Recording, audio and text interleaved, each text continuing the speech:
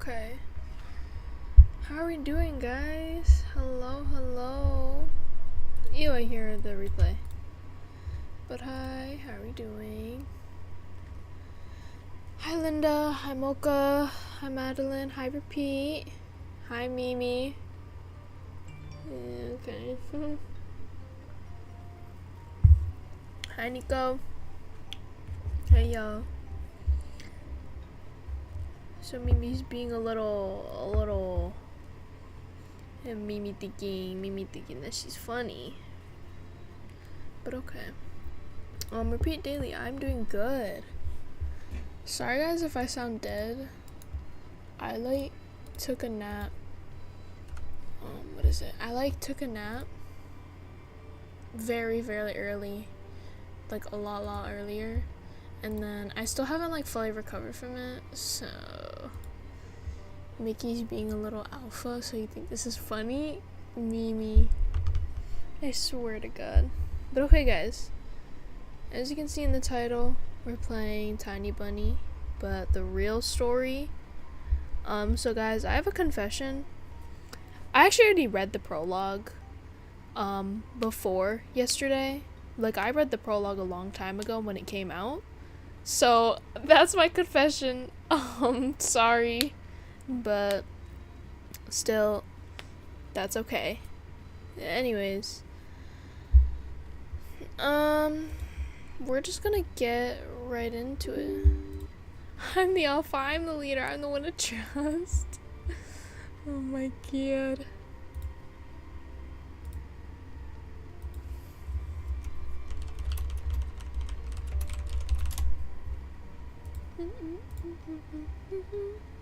Again, no VTuber today, because I'm reading, and my VTuber is going to get in the way of the story. But here we go. Oh, sheet. Oh. Okay, sorry, I accidentally pressed the microphone. Option next to the search bar on YouTube, and it asks to use my mic, but okay. We're gonna play Tiny Bunny.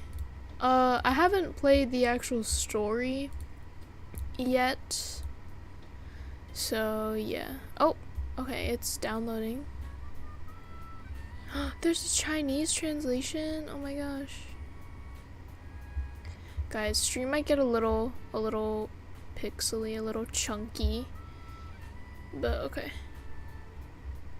Usain Bolt, I mean Tony is back.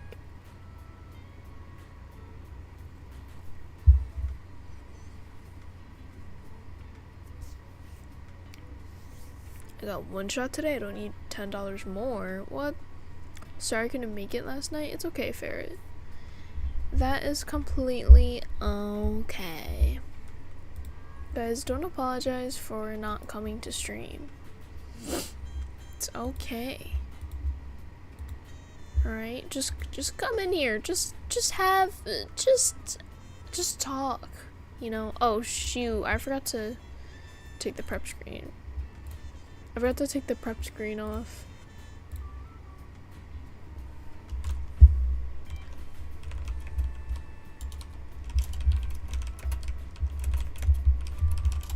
But okay, let's see.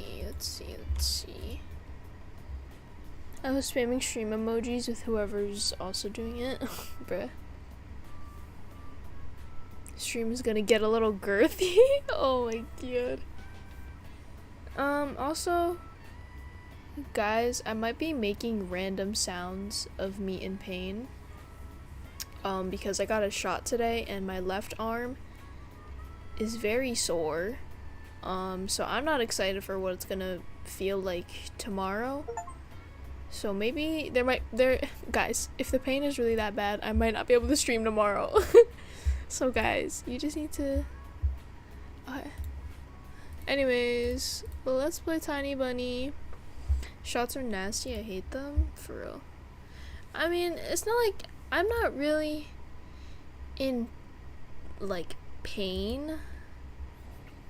I'm more kind of just, like, bothered and annoyed that I'm in pain. You know? Wait, let me see if this is the right thing. Please, this is the prologue, isn't it? Yes, it is. Oh, Lord. Guys, we're in an oopsie. Oh, wait, did I just... Wait.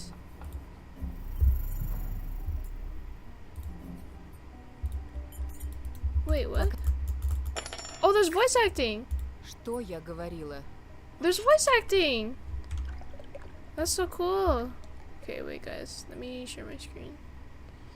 Let me show my screen to all of you. Okay, yay. Я достану. Oh, that's what he sounds like? What the hell? Now what the hell was that? Why does he sound like that? So there's voice acting now? But look guys, how do I... Do we have to really skip through all of this again? Guys, I think we need to skip through all of this again to get to the actual game. Hold on. Let me turn this down because Jesus Christ. We'll do this. We'll do this. Yeah, that's good. Oh my god, why did I just undo everything? Okay. Oh, that's too quiet now. Also, excuse me.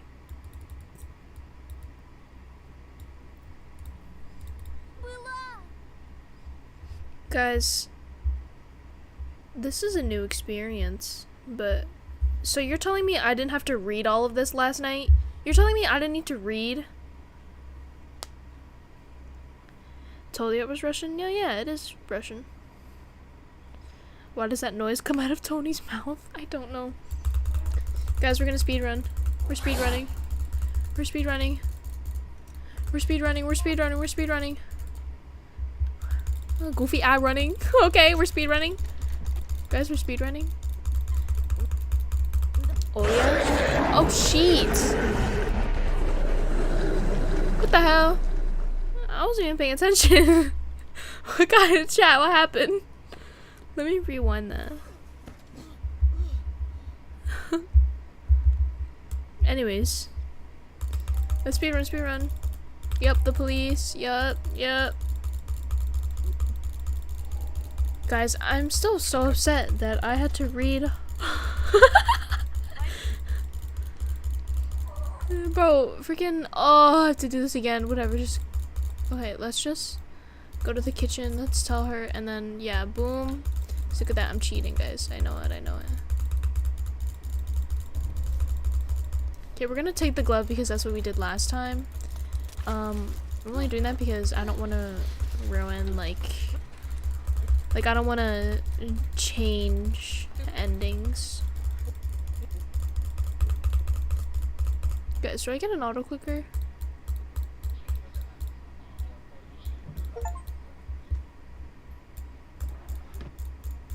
I can't believe it. So I didn't have to read all of this last night. I could have just read what Tony was thinking and then they would do the talking for me. Like, hello. That's not an auto clicker? No, this is me clicking. It's literally so depressing. I can't. Whoa, my game was lagging. Okay, sorry. It's literally so depressing. I can't stay the whole stream because I have to get up at 4 a.m. For what event do you need to get up at 4 a.m.?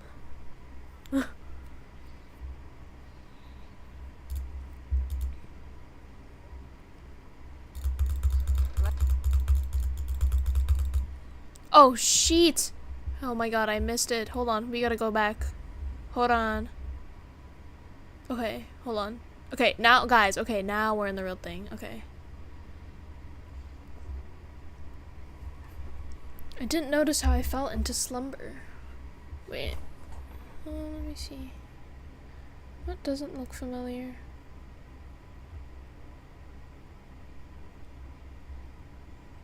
Okay, yes or no? Forest over was.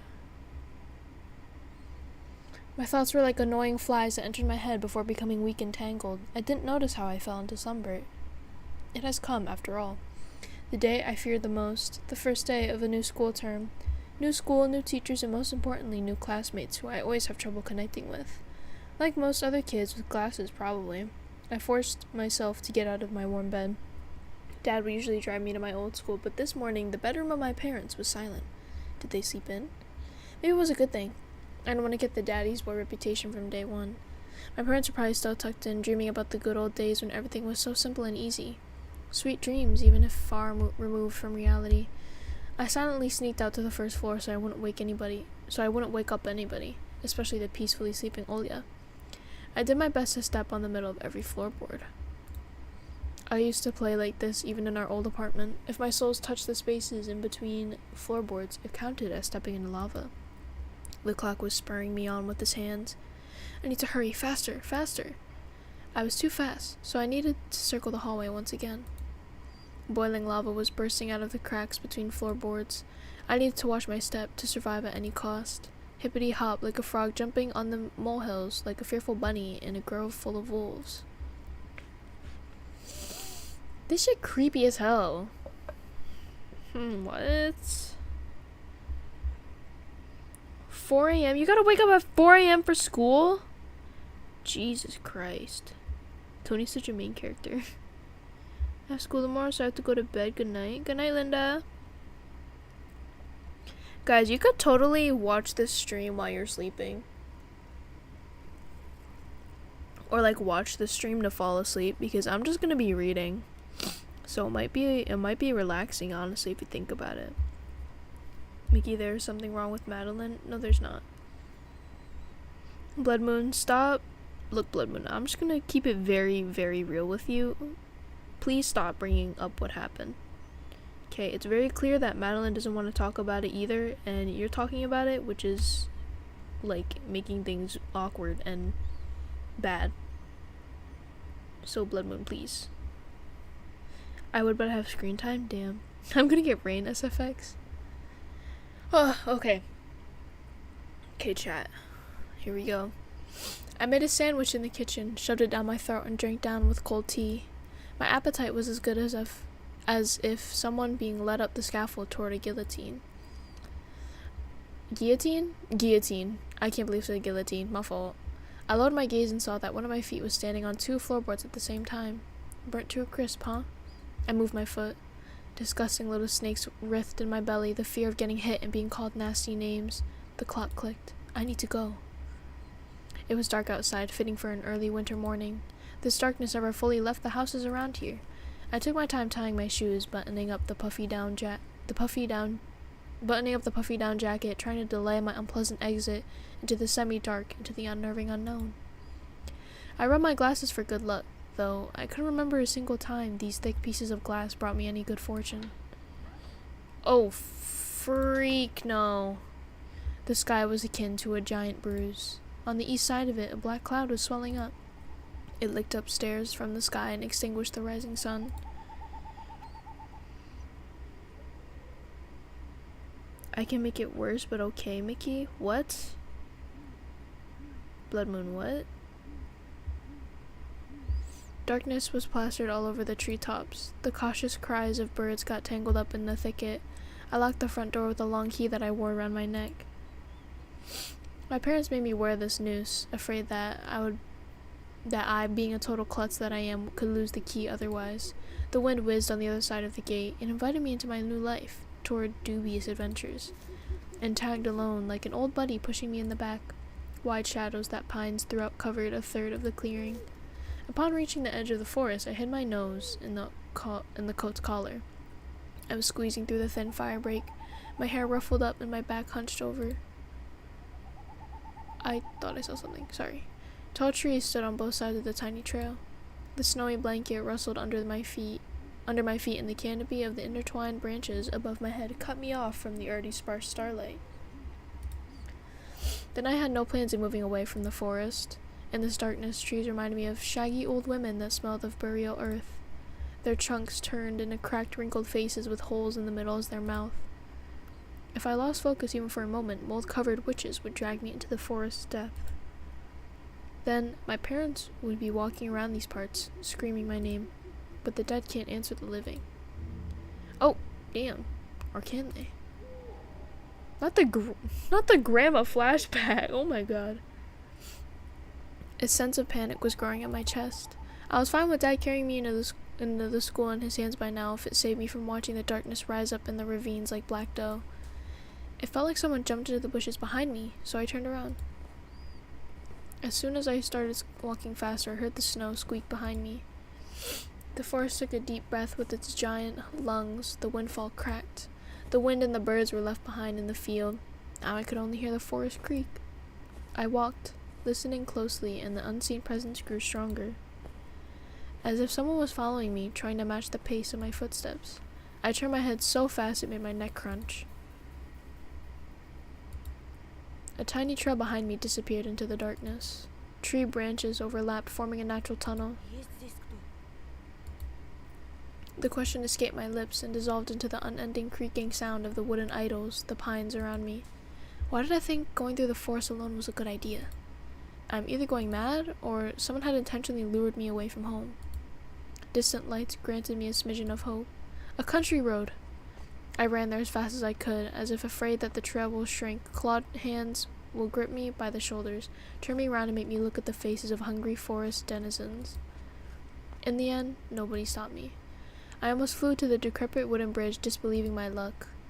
The bridge's support bathed in a spring terry and ice cold. What? Sorry, I just need a process to understand what that was trying to say to me. It made my neck crunch, got that barbecue chip neck.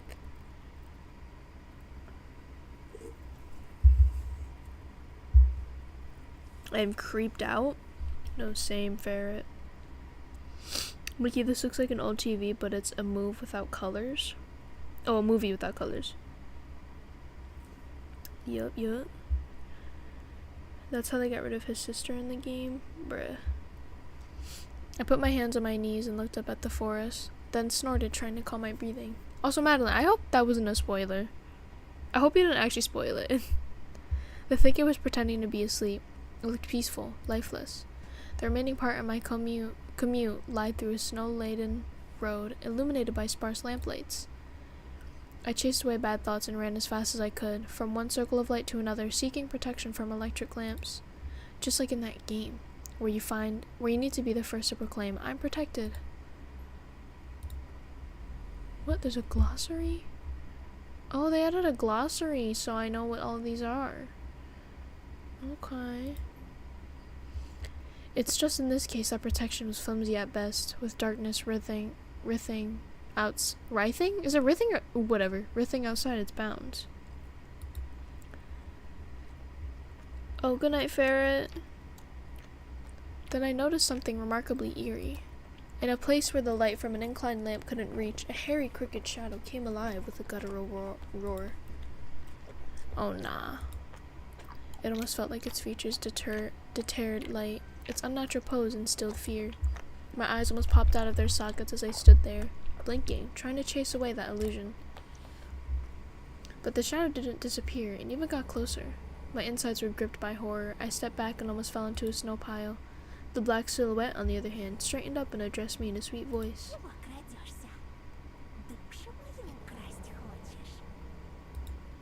Words got stuck in my throat. Who could be talking in such a silky voice here between the forest and the dormant village? That's not a sweet voice. Hello, that's not a sweet voice. Язык вырвали? Слушай, а я тебе еще и нос откушу. Будешь знать, как совать его в чужие дела. A girl stood before me, judging from the voice and the silhouette, but I couldn't even reprimand myself for getting scared by a girl, before noticing a gaping mouth under her hood with something dangerously shiny inside. I was stunned. Oh my god! That's not a girl! I don't know how you couldn't understand that, but okay. From the cavity of her hood, a frighteningly real fox face was staring straight at me. It's just her jaws weren't moving and her eyes weren't blinking. A mask. It's just a girl with a fox mask on. At least I wanted to think that. After a surprise like that, a nervous smile involuntarily crept onto my face. А я просто в школу иду, а тут ты. Что я? Никогда не видел, как лиса собаку кормит? And indeed, there was a small dog circling the girl's legs. One of the strays that were chasing me yesterday, probably. Извини, я не хотел. After hearing my voice, the dog whimpered, lowered its ears, sniffed me out, and then started wagging its tail. I guess I still smell the bologna that I ate for breakfast. Hold on, how does he smell like... What? How does he smell like bologna if he literally shoved that junk down his throat? That's literally what he said. He said I shoved it down my throat. Like, if you shove something down your throat, make it make sense. But anyways, I was shifting my gaze back and forth from the dog to the girl. She didn't seem scary anymore, just weird. I knew he was going to die. He's not gonna die. Robin Hood, Zootopia? I see Zootopia in this creature. I need to get my mind out of the gutter. Alright, repeat daily. Alright, right when I was just hoping that no one was gonna be like, oh, ha ha ha ha, that's what she said, that's what he said. It's Red Riding Hood version 2. No, exactly. I see Red Riding Hood in this creature. I'm seeing Zootopia. Maybe Nick Wilde. I'm seeing Nick Wilde. I'm seeing the vision. Okay. Oh. Значит, не хотел. Oh. Girl boss. Putting one hand on her hip. Okay. Как тебя зовут? Меня Антон. It is Anton. Well, it's Anton, but I said Antone. Whatever, it's fine. Antone. So it's like TH. Okay. А тебя? А меня нет. Oh, you little hoe. She's weird. Definitely has a couple loose screws. But she has a nice voice. No, she doesn't! My astonishment has turned into a mix of happiness and relief. This girl I didn't know was definitely human, if a bit eccentric. I was also a bit angry at myself. This foxy girl was walking through the darkness without problem, and I shuddered from every little sound. I could just walk away, but this girl had piqued my interest. The next time a police officer asks me about my friends at the new place, I'll tell him that I befriended a talking fox. Ты здесь живешь? В поселке? The fox giggled and purred. She spun around so hard the hem of her coat lifted up. Нет, глупый. Лисы не живут в поселках. Хочешь сказать, ты живешь в лесу? Из какой норы ты вылез? Конечно, лисам среди людей не выжить. Пока они лис. Her jokes were also weird. Just like her carnival mask, paper mache with fur glued onto it. A dog reminded us of its existence with a loud bark. Jeez, guys, I cannot read. I'm so sorry. I unfastened my backpack. Hold on.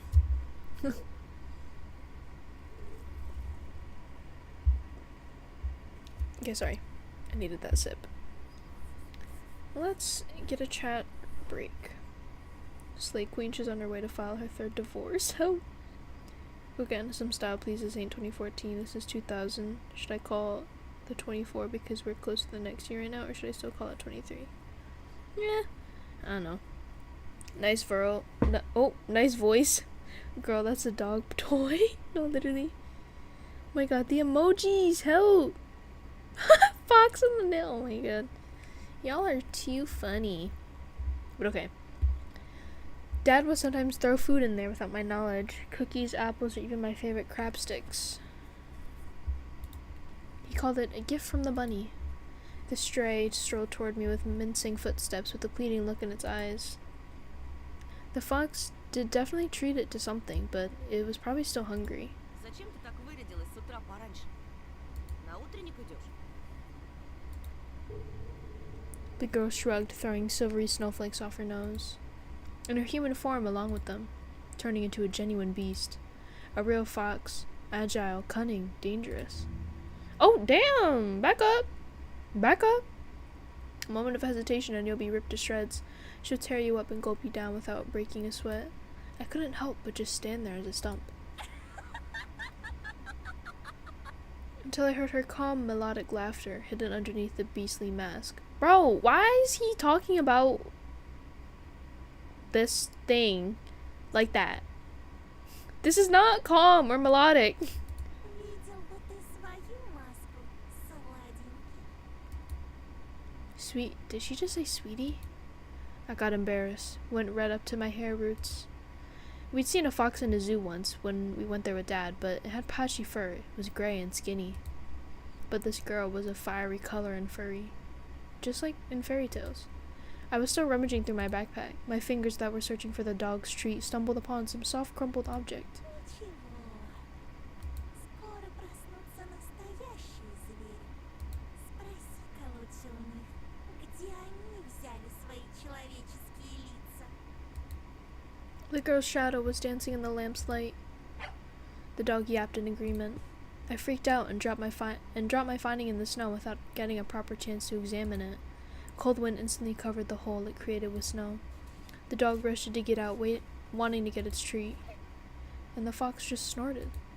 Now I was so embarrassed I wanted to sink through the snow. It was still dark outside of the electric circle. On the contrary, the darkness seemed even more thick. All neighboring houses were sleeping deeply in its inkiness. I did my best to continue the conversation with the weird girl I didn't know. В школу идешь? Ах, ну какой же дурачок. Так ничего и не понял. Oh! Anton's mad. He's mad. Bye, Nico. OMG's favorite crab sticks. Bro, why does he sound like my grandma? What the heck? Help. Tony needs to take a step back and stop being a poet like you're reaching, buddy. No, literally. Like, boy. The dog. I don't know what you're saying, but rough. Exactly. Dog just wants the food. The dog just wants his food, bruh. Okay, guys, I'm gonna do this for like 15 more minutes, and then I'm gonna have an eat break because I have my food here. And I actually really want to eat it. It's just because I'm really hungry, but yeah, when it's like 12:40 for me. Hi, Tommy. Tony needs to simmer down. Oh, well, I was trying to be friendly, but she can't stop mocking me, calling me a dummy and all. I should have just moved along without paying any attention to this weirdo and her stupid dog. Ты чего обзываешься? Не хочешь отвечать? Пожалуйста. Eat in your mic for ASMR. I don't think you guys will enjoy that.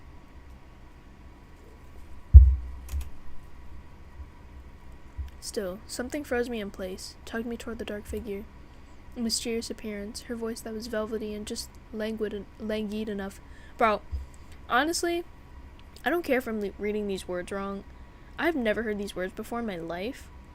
So, I was intrigued and excited. I watched her as people watch fires burn. Ой, ты не дуйся. Гляди-ка лучше. Ты нравишься Жульке. The dog was digging through snow with sharp movements, snoring loudly. The fox turned around and looked at the windows of a nearby house, at its timbered front through the white mist. The tip of her fake nose was shining under the lamp's light. Не только ей. I went red again, like a boiled crayfish this time. Is she talking about herself or someone else? I hoped that the semi-dark would be able to hide my embarrassment from the girl. I cleared my throat before asking. А кому еще я нравлюсь? I waited, counting my heartbeat. The fox didn't reply. Her sly stare was scanning the frosty patterns of someone's windows. She was reading them like a glass book. I wonder what she can see in those winter paintings. The stray stopped rummaging through the snow. It ran to me, holding my object in her jaws. A mitten. Could it be the one I found in the forest? What is it doing here? When I looked closer, I realized that it was my mitten. Maybe Mom stuffed it in there when I was asleep? A certain missing boy immediately came to mind. Эй, ты знаешь что-нибудь про Вову? I imagined the scene, silhouettes dancing in the clearing. The dance on the night when Vova had disappeared. A boy, who when found, can provide a big reward and maybe save my family. I remembered my birthday, when our parents promised to take me and Olia to Disneyland in Paris, but instead of a long-anticipated gift, they gave me a simple brick game console, visibly embarrassed. I was crying my eyes out back then, demanding to take me to the promised amusement park. That was the first time when Mom and Dad had a big fight. My greediness shattered their relationship. If only I could fix everything, gather everybody I love and take them to Disneyland. В ночь, когда пропал Вова, я, кажется, видел, как кто-то похожий на тебя плясал под моим окном. It couldn't be true, but I felt like her mask became even more sly. The fox was sniffing me out. А что, ты тогда испугался? За себя или кого-то еще? Olia! As soon as I thought about my sister, my chest tightened, and cold sweat streamed down my spine. Ну так слушай меня внимательно, мальчик по имени Антон. Это большой и страшный лес. The fox girl stepped forward menacingly. Also, wait, whoa. I did not hear fox, I heard something else.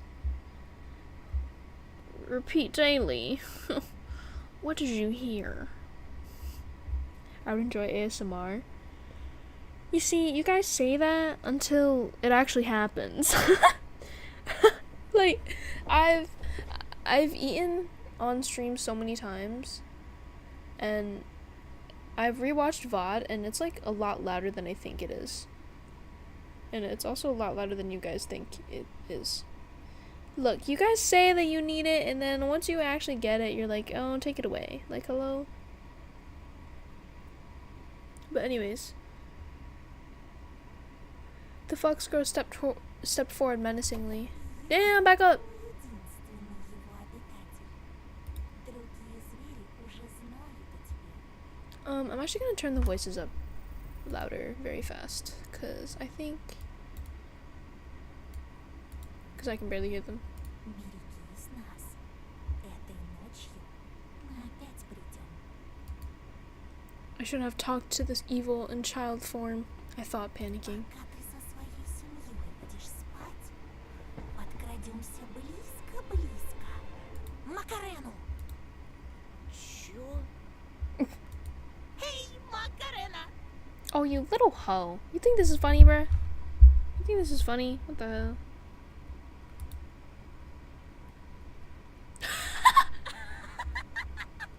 У тебя прямо челюсть отвисла, Антоша!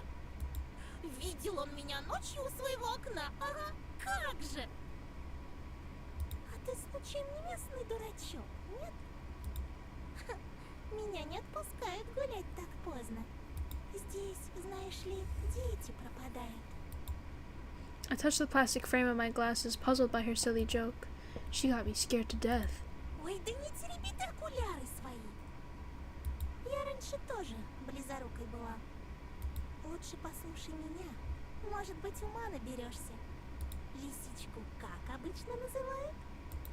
Плутовка? My words seemed to hurt her. Ох ты ж! Да как ты меня? Ой, прости.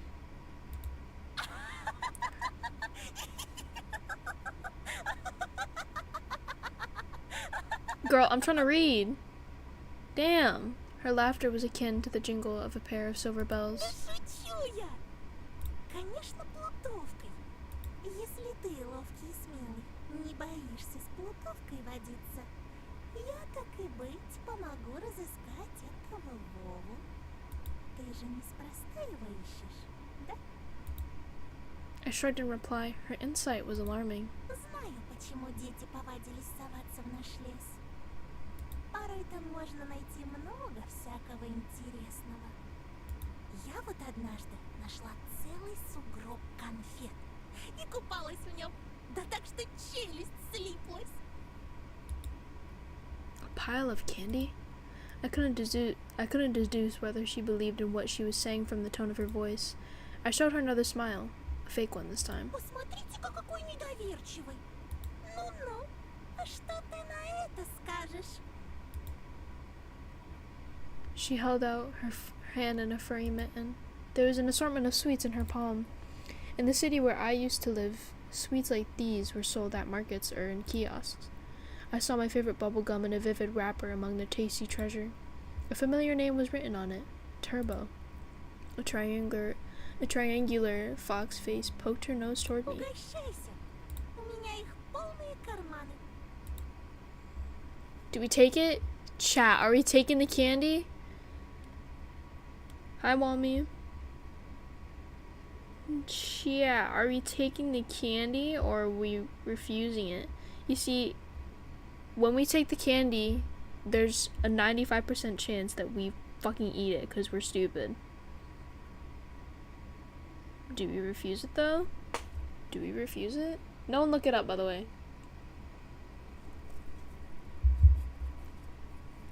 Everyone wants, oh my god, chat like spam to take it. Okay, we're taking it.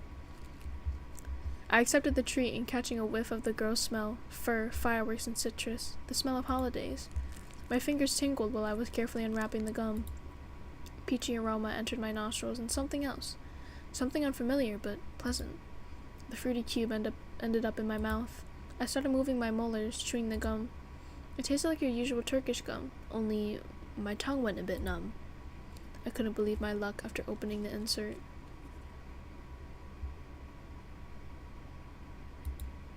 I looked at a Mercedes-Benz, an extremely rare and hence desirable collector's item for any boy from my previous neighborhood. My heart skipped a beat. I was barely able to tear my eyes off the insert, still stunned. Это... Теперь понял, что можно найти в лесу? Только на твоем месте я бы туда в одиночку не ходила. Тебе вон от жвачки в забу дыханье сперла. А представляешь, что с тобой будет, если найдешь чемодан таких фантиков? Bro's finna get kidnapped right now. Голову напрочь снесет. И пиши пропало. Unusual treats, just like everything else about her. I carefully hid the insert in my bag, as if I was putting a rare butterfly in a can. The fox giggled. This is not how things are supposed to go on a Monday morning. Who are you? I refrained from asking that question. She wouldn't answer anyway, or she'll just lie. I really wanted to see what's behind her mask. I was becoming more and more sure that underneath it wasn't just a simple young girl. Может, Вова тоже нашел сугроб сладостей и теперь кувыркается в нем? Tony never heard, don't trust a fox. Слушай, вдруг он решил остаться в лесу? Honestly, that's not a bad theory. Maybe Vova ran away because his home environment was bad. And I feel like that honestly might be a sign of, like, honestly that there's a high chance of that, because if Anton has like a really bad environment at home, like his mom and dad don't get along, maybe that might be like foreshadowing to what Vova's going through. Or also what this fox is saying, that maybe he also, like, maybe this is like a cult, you know? Maybe this is like a cult and Vova was like devoted to it, so he was like, alright, I'm staying, and then he just stayed in the forest, you know? Maybe Vova didn't just get lost or get kidnapped, maybe he like did it on his own, you know? But I'm gonna eat really quick. Shouldn't take long. but I'm gonna eat. Madeline says they have a theory, so go ahead, type away. But okay, guys. Let me put on some background music very fast. Oh shit. Yeah. Yeah.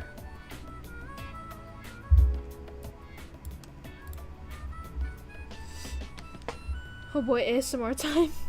What if this fox kidnapped the girl and her brother was looking around for her and then stumbled upon the fox? I don't know. I don't know. Seems like a lot. Okay guys, you're gonna get ASMR, but look, if you guys change your mind, that's too bad. You guys said you wanted this, you guys said you didn't care, but if you start caring, I'm not stopping.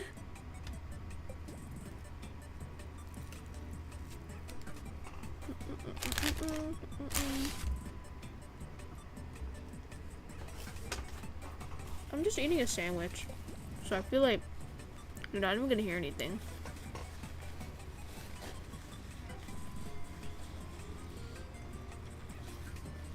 Everyone in chat better be the tingles.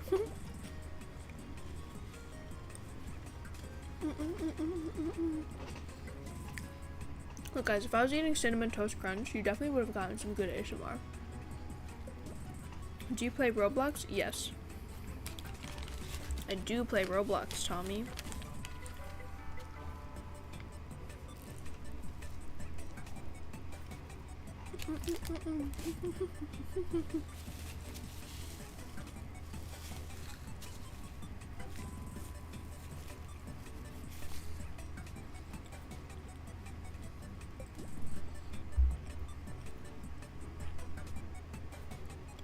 Why do you guys want me to get chips?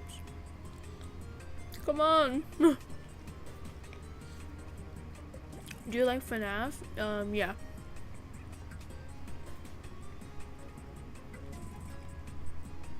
I do. Also, wait guys, how do we feel about the movie coming out? That's just finally coming out after like years.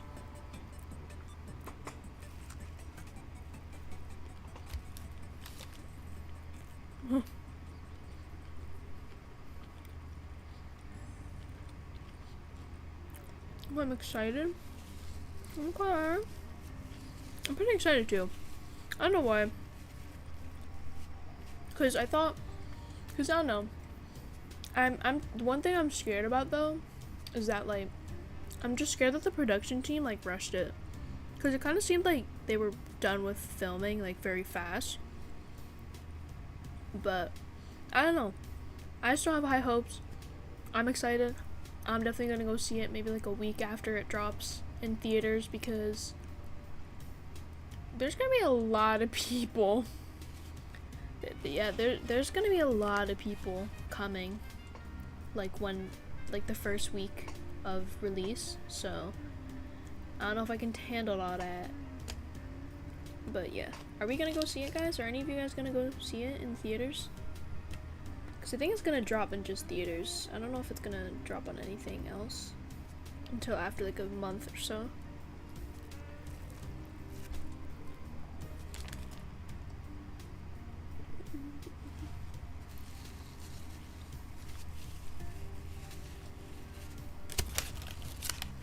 I honestly don't have an opinion on the movie for now. Okay. It was supposed to come out in 2019, but Scott did like one of the parts, so they changed it. Oh, didn't like one of the parts, so they changed it to the Banana Split movie, and it was not made for kids, so don't watch it. Bruh. My parents won't let me see it because of the dead bodies and the sharp teeth. Bruh. Will you go live on Roblox later? Maybe. Depends how much I want to read. There's a lot of children ready to traumatize their parents when they go to see the movie with them. Not for real. I'm kind of bummed though, because I really did want it to be like R, but hey, maybe they made something work with the PG-13 rating. Maybe they still added in some parts, you know, but I don't know.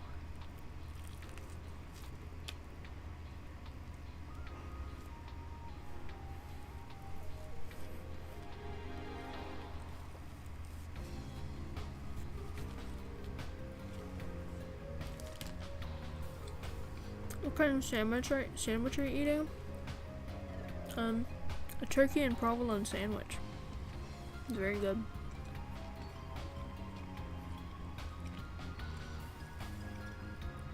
I gotta find out how to get my mom's credit card and how to drive a car so I can see it by myself. Well,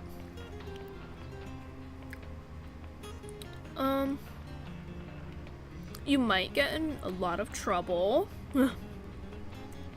Those dancing figures last stream, the one that sprinted across the field was probably that fox. It honestly might have been.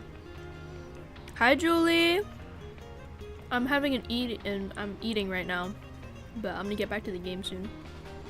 But hey, I think the people that wanted to be rated R are just older people and like more blood and gore.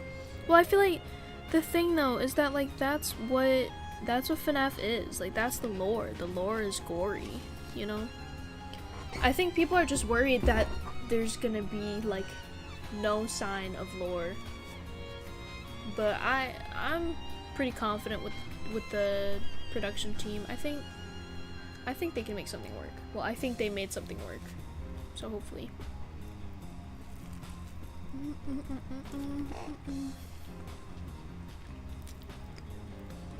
What you eating? A turkey and provolone sandwich.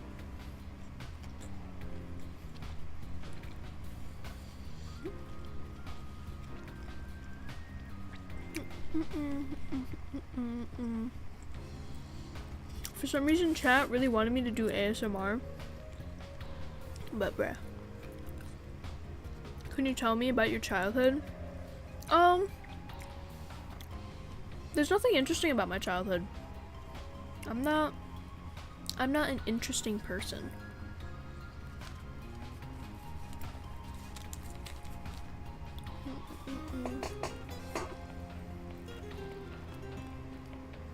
Guys, someone donate me $50. I need a new chair. I'm just kidding. Don't donate me anything. What the hell?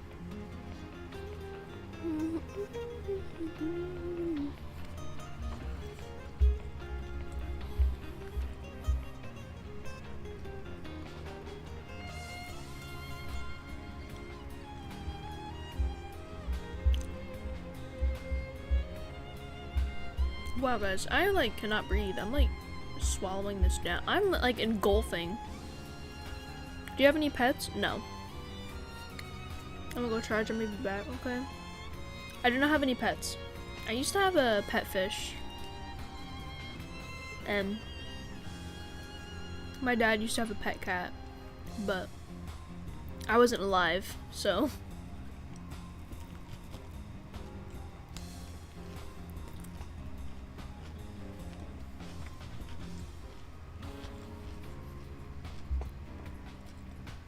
Sadly, my childhood was probably having no friends, getting bullied. Teachers hated me, so my childhood was awful. Yeah. Well, it's going to get better. Don't worry.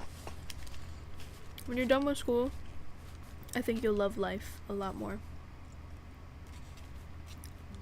I have 1 sec, let me count, okay? Let me count? Damn, okay. When I did ordinary baby stuff, my parents grabbed their phones and sent their Latvian sisters and moms on Facebook. Nah, that's crazy. Nah, because parents and baby photos, it's like they just keep going. Yeah, I'm planning on moving to California or New York City. Ooh. 14. 14 of what? Cats? Cats or fish? I think you're talking about fish. I'm really gonna hope you're talking about fish, because if you have 14 cats, that's a lot. What?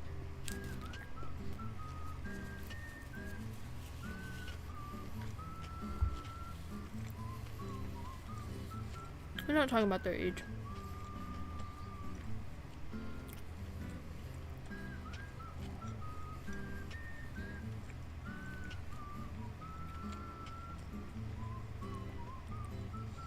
"13 cats, 1 large lizard, so close." Yep, 13 cats! You said I have one set. I have. Oh, never mind. I just read that wrong. Well, damn. 13 cats? How do you manage? How do you manage with that?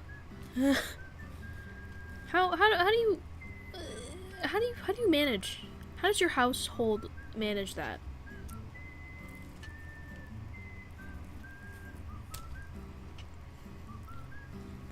Because goddamn.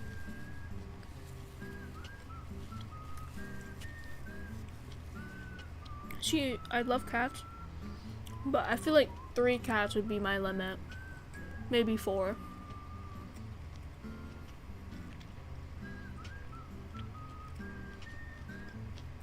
No family, just me and my pets. Well,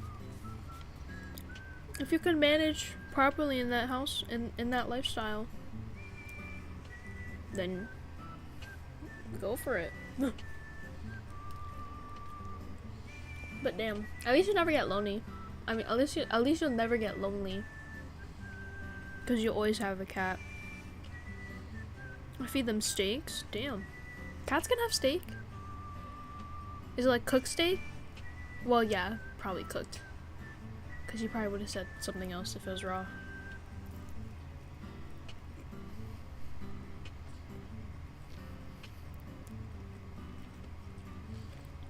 What's your best rose? I don't have one. Y'all gonna have to ask Mimi for that one.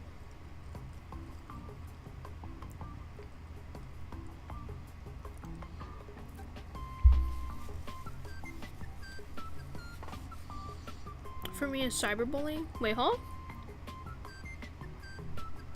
Wait a minute. What are we talking about? No, hold on. I feel stupid now.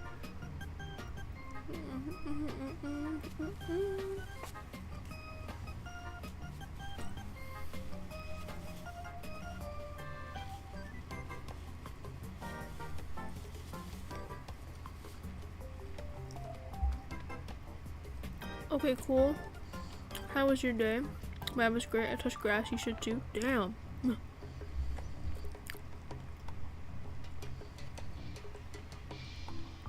It's raw, and yes, I can eat steak. I cut it for them, and it is rare. I give them steaks. Oh, okay. I see. So what? So I assume you only give them like small portions, because I think too much would be. Because I think anything more than that might be too much. Here's ASMR for you guys, by the way. If you guys want ASMR, so here it is.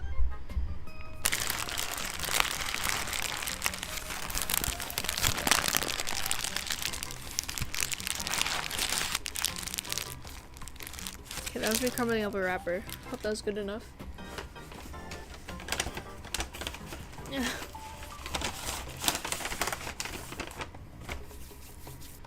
I don't have one either.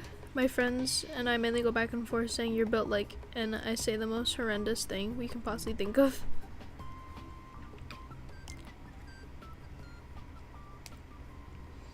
Yeah, my cats are known to overeat. Damn.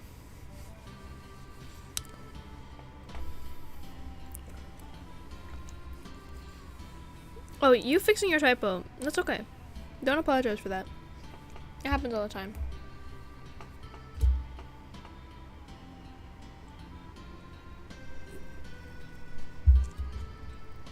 Okay, I'll be back. I'm gonna go clean my desk up and wash my hands, and then we'll get back to reading. Maybe I'll play something else if I don't feel like reading, but right now I'm kind of interested in the story. Oh, sorry, I stretched. But okay, I'll be back.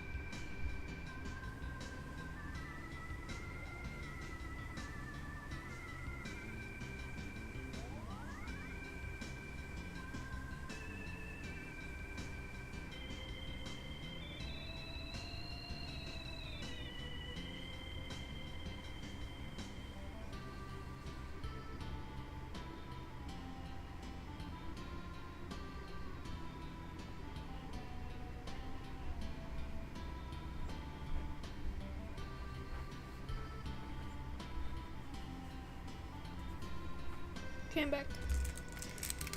Oh, okay. Okay. Here we go. Let's start reading. I have insomnia and I can't sleep that well. Damn. They are fat, and when I told them, it feels like I am holding a 50-pound baby. Oh, when I hold them. Whoopsies, I read that wrong. 50-pound baby is crazy. But okay. Music is stopping. The dark ambience is back.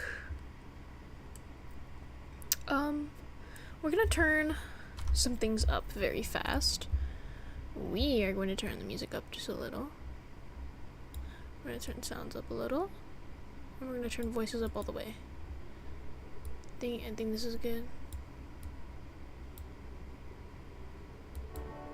Okay, that's too much. Music does not fit what the vibe is trying to do. Sorry, I had business. That's okay. That's okay. It's okay. Okay. Тогда, наверное, ему очень холодно в одной варежке. The wind caught her words like smoke from a fire and carried them deep into the darkness, into the creepy thicket.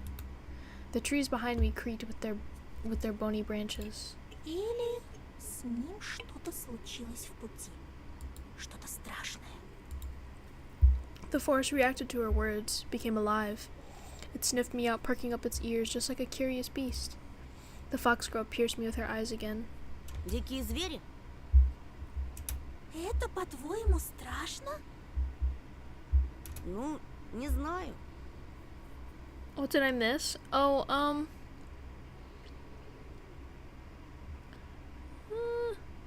don't know.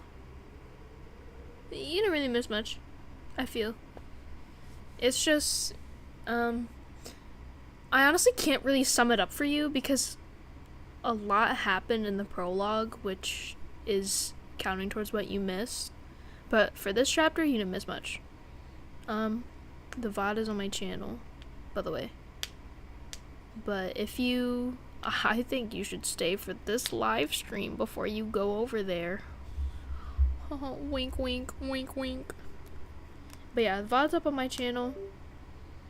And my phone isn't charging, which is really bad. Uh-oh, guys. Tiny Bunny's got me, guys. Tiny Bunny cut off my power. Okay, never mind. My charger was just being weird. Okay, anyways. Okay, that's too much. That was so frantic and I love it. Look at her eyes. Look at them peepers. No, literally. Не знает. Уж не с двоечником ли я подружилась? I didn't like being called the dunce. A dunce. Yet being friends with her sounded nice. Я хорошист. Tiny Bunny or the Whistling Man? Honestly, it's gotta be the Whistling Man for me. You know, I feel like he's got that on-the-go soundboard. Tiny Bunny doesn't have anything like that besides a coal, and I feel like, you know, that soundboard on that portable soundboard might exactly. He needs my power to charge his soundboard. But personally, but even though or even if that is true, I still like the Whistling Man. He's just that portable soundboard, you know? That's a must-have. That's a must-have. But anyways. Белда пушист. Пойдешь со мной? Хорошист, Антон. Why is she flirting with me? This is a furry. Okay, wait. Want me to be the nerd I am? Sure. Go ahead. Oh, I just skipped two things. Let me read what happened next. We'll find your Vova and you'll be able to ask him what he found deep in the forest. As long as you're with me, nothing can hurt you in the forest. Вот видишь. Worms, oh my god. Sorry, I'm chewing. Worms of worry writhed in my belly. Better run, whispered my mind. Я тебе не верю. Ты думаешь, я врунья? Да и пожалуйста, мне никогда никто There's a typo, but I'm gonna ignore it. The girl sounded hurt, although I don't know if she was genuine about it. She turned around as if she had immediately lost all interest in me. The gum felt bitter now.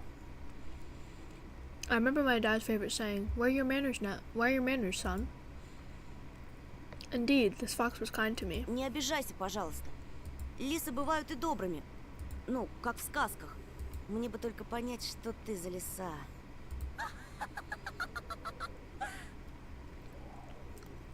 The girl giggled, hiding the nose of her mask in her hands.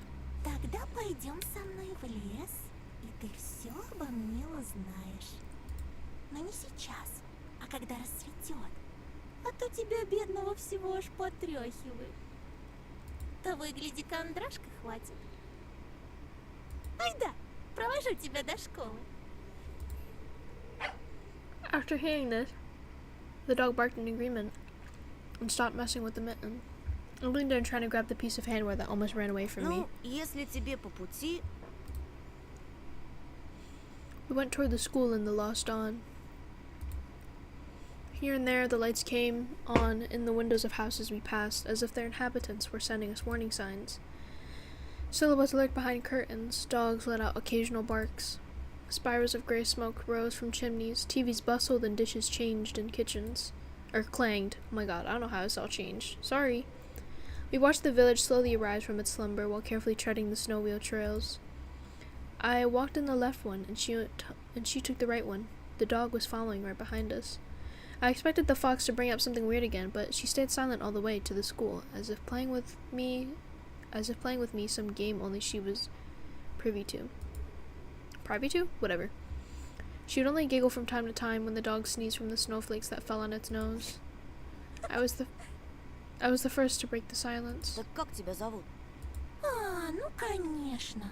Имена, имена, имена. Людям непременно надо вешать ярлыки на все подряд. Ну и как бы ты назвал такую лису, как я? Даже не знаю. Но я читал про лису по имени Алиса.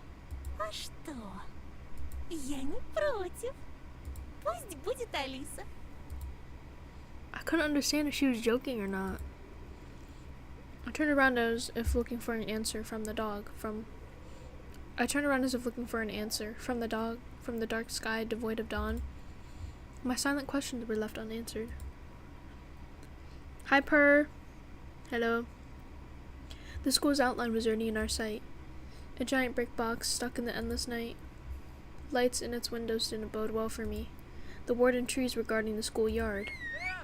Screams, childish laughter, and someone's whistling tore up the silence. I went here with my mom when we just moved, and the place looked cozy at the time. Empty corridors that smelled the polished, puffy snow outside.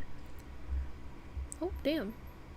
The second time I came along to get the books and just kept on imagining my peers, rolling down the railings, grade schoolers, running to the library, and teachers marching down the corridor with the air of self-importance around them.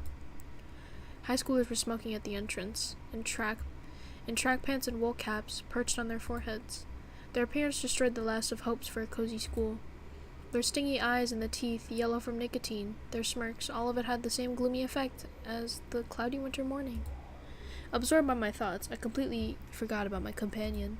После уроков жду тебя на заднем дворе, возле повешенного. Возле кого? She just ignored my question. Не опаздывай. I hesitated. Blowing hot and cold again, Mom always said that when I would have trouble choosing between two options. Thinking about Mom helped me reply. Я после школы сразу домой. Эх, Антоша, Антоша, это я тебя так просто отпустила. Другие же незаметно подкрадутся со своими улыбочками и вцепятся. Клещами не оторвешь. Попомни мои слова. Damn. That was scary. Damn. So I don't know if this is a mask. I'm not gonna lie. I'll be quite frank.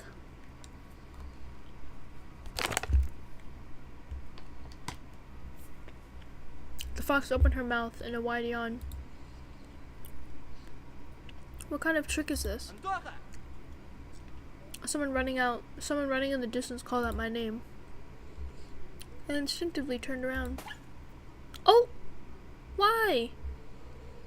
A huge snowball whizzed past my shoulder and hit the dog. It whimpered and ran toward the spring. The darkness devoured it. The fox girl was nowhere to be seen. She dissolved in the frosty air. Or she was hiding in my shadow? I gulped and swallowed the gum. Unlucky. After taking a deep breath, I went toward the school, toward the cutlets and dough, toward the light raining down onto the snow.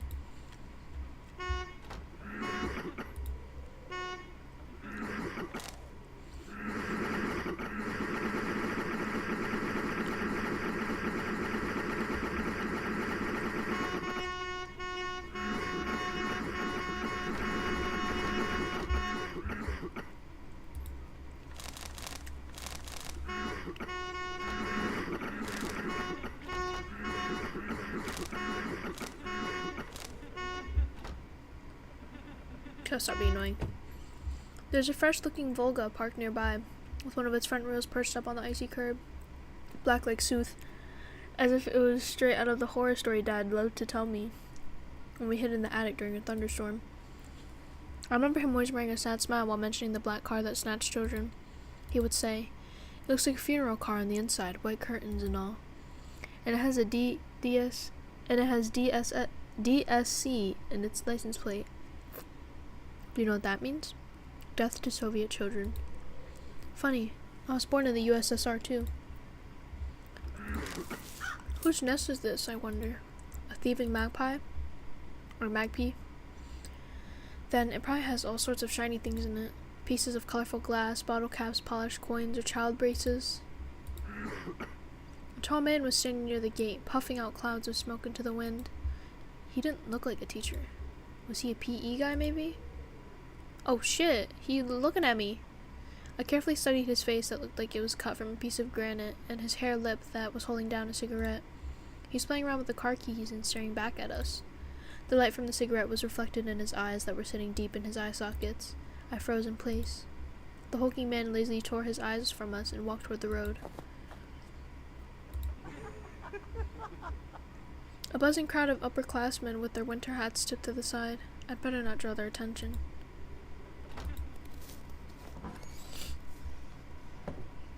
I could hear muffled voices behind the doors, saw blinking lamps. Darkness creeped along the windows, and it felt like the school was drifting in open space, like a lonely lost spaceship. After going up to the second floor, I noticed a crowd around the notice board. Everyone was taking part in a lively discussion. I moved closer and took a look at something everyone was interested in through a wall of backpacks.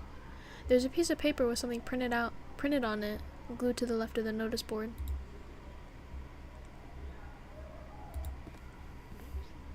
Attention, child missing. Vova Machukin?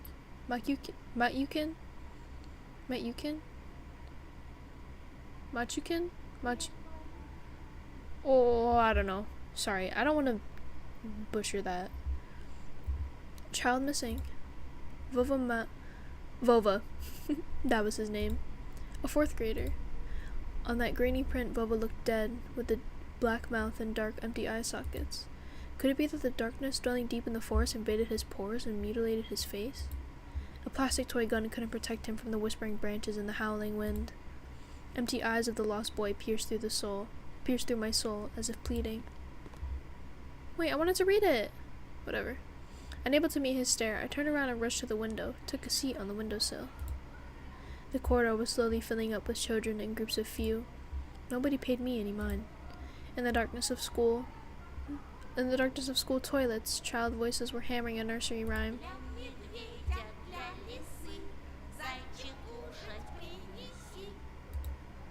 I turned my head toward them, trying to get a better look at their features, but then my attention was stolen by a loud clicking sound. A female teacher marched down the corridor with her chin raised up high. Her heels were hitting the floor like miniature hooves. A girl was trailing her every step. She was also looking pompous. Pompous. I don't know, stopping along the way and whispering some secret in her friend's ear. Okay, I'm sorry, I'm back. I had to check something out. You're good. She was probably a class rep since she was carrying an attendance register book.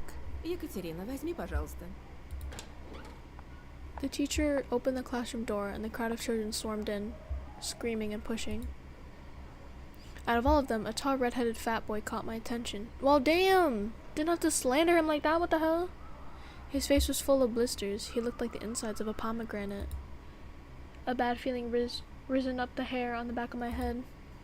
I've seen boys like him before, unsettled eyes, cackling laughter. The boy who was a smaller copy of the teacher warned the boy with a wave of her hand and entered the room through the clearing in the crowd. Some other guys stood in the way of the crowd and the redhead immediately shoved him. The boy flew head first, flailing his hands trying to keep his balance. The fatso burst out laughing and a couple of kids joined his nasty cackling. Oh my god. Didn't have to slander him like that? Real? Literally, like damn, we got straight to the point. I hope he's a bully. I really hope he's a bully, so I don't feel bad about saying those things. Their laughter sounded like someone was snipping with huge garden scissors. I don't know why I thought of sniping. Sorry. The classroom sucked all of the kids in. The corridor stood empty. I wanted to grow roots and stay on the windowsill.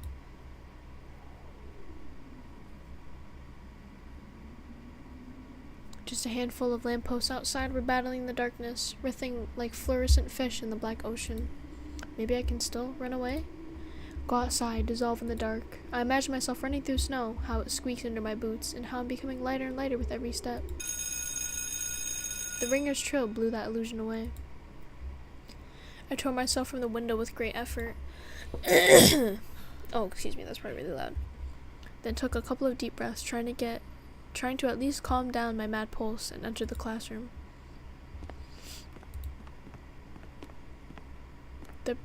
The prim teacher looked at me over the frame of her glasses, clearly annoyed. Я новенький. Мне вот сказали к вам подойти. The snowy forest trail was winding in front of my eyes. Winding. Sorry. The pines rustled, but it didn't sound predatory anymore. She buried herself in the register and flicked through the pages. А фамилия-то как? Петров. Громче говори. Чего мямлишь? Петров. Нет такого. She measured me with a long and heavy stare, as if trying to see if I was lying. I wanted to sink through the floor. Hazy faces observed all of that from the left. The classroom breathed and snorted in unison, like a living organism, like a dangerous beast. Ты не ошибся? Нет такого в списке. My knees chose the worst time to start shaking, and I felt dizzy. I clutched my fist so hard my knuckles became white. Мне сказали, 204 кабинет, Лилия Павловна, 6 В. Apparently everyone in the classroom took my words for some sort of joke, because they were all laughing. Что за бардак? The classroom fell silent. The kids hid their smirks for a better occasion. Понаберут студентов. Только знают, что губяки свои малевать. А я разгребай, значит. А бумаги-то кто заполнять будет? Не первый раз ведь уже. Подожди здесь. Сейчас я им устрою. The teacher flew past me, mumbling something to herself in righteous anger, and I was left standing at the center of the classroom. Like a convict in front of a firing squad, I lowered my gaze, feeling the mocking stares from all around the classroom directed at me. They prickled my skin, danced on it like laser lights. Once again, I imagined myself running far away from this place, fighting the clawing wind, soaring high above the pines in one long jump, with the wind at my back as my only companion. The eyes of my future classmates were asking, "This new boy, is he one of us or an outsider?" Somebody whispered something and stifled laughter rolled through the classroom. Доску вытри! It was easy to guess who was the main prankster here. Эй, очкарик! Ты чё, не только слепой, но еще и глухой? Доску вытри, говорю! My knees weren't the only shaking part of my body anymore. I was trembling from head to toe, and I prayed for the teacher to come back sooner. My prayers were answered by the powers that be. Ну что мне с тобой делать-то? Куда сажать, а? Давай-ка сядь, наверное, с Семеном. Он все равно один. Еще чего? The fatso put his backpack on the seat beside him in defiance, scratched his belly, and smirked. Okay, yeah. So I don't feel bad. I don't feel bad about how Anton is talking about him. Ты опять за старое? Снова бабушку в школу вызывать? The classroom went silent. А че она мне сделает? Не она, так я тебе сделаю. Рюкзак убрал быстро. Semyon didn't move a muscle. He started studying the portraits of writers on the wall, looking bored. I needed to do something, to resolve this somehow, to save myself. Я... I cleared my throat and continued in a stifled voice that sounded nothing like me. Я могу за последнюю парту сесть. Там, кажется, свободно. The teacher snorted loudly. She looked at me, then at Semyon, then at me. Ладно, садись пока туда. А с тобой, Бабурин, мы еще поговорим. Чтобы подошел после уроков. Будешь по классу дежурить, ясно? Semyon forced out a twisted smile. Juicy pimples were growing on the tip of his nose, ripe for the taking. I walked carefully, afraid to stumble and fall, causing another outburst of laughter from everyone. I took my seat at the back of the last table, where I was met with a pile of old posters. The outcasts took their seats and the class was ready to start. Вот и хорошо. Начнем урок. Тема: традиции русской и мировой литературы в рассказе Зощенко «Не надо врать». The fatso turned back to me. His stare informed me of the coming days, weeks, and months of bullying. "I've got my eyes on you," said his watery look.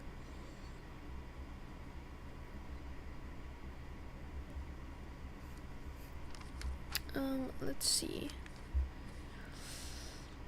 Sniping, yeah, he's on that COD grind. Bro, I saw the front page screen and I'm not excited for later. I'm sitting here doing nothing. Can we get something exciting to happen? Hopefully. Fan says, my ears are bleeding. Oh, damn. Without Tony's voice was bad, the bully's voice is the bully's voice is the glasses kid from Polar Express's voice on steroids. No, literally. Please, we thought Anton sounded like a nerd, and then suddenly we get this bully, Semyon, like, bruh. After just a couple of periods, I'd already noticed a huge yellow spit stain in my notebook. Then at the cafeteria, the Semyon accidentally spilled a glass of compa on me. And then he flailed his hands around after exiting the toilet so some of the liquid from his hands would get on me. Just before the final period for today, Semyon pushed me into a buzzing crowd of girls from our class. Whoa! They made way, cursing, but I couldn't hold my balance and ended up ramming my face into the girl I took for the class rep before, right in her chest. Ай! I immediately stepped back, dying from embarrassment. Прости, ты в порядке? Я... Then she suddenly put her hands on her hips. Нет, ну вы посмотрите на него. Облапал меня прямо у всех на глазах. Я сейчас все маме расскажу. Тебя из школы выгонят, извращенец. There was some sort of sadistic pleasure in her eyes, as if she was a child who was about to put a lit-up match into the chafer beetle. Are we like in middle school or something? 'Cause this girl acting too much of like a little B word.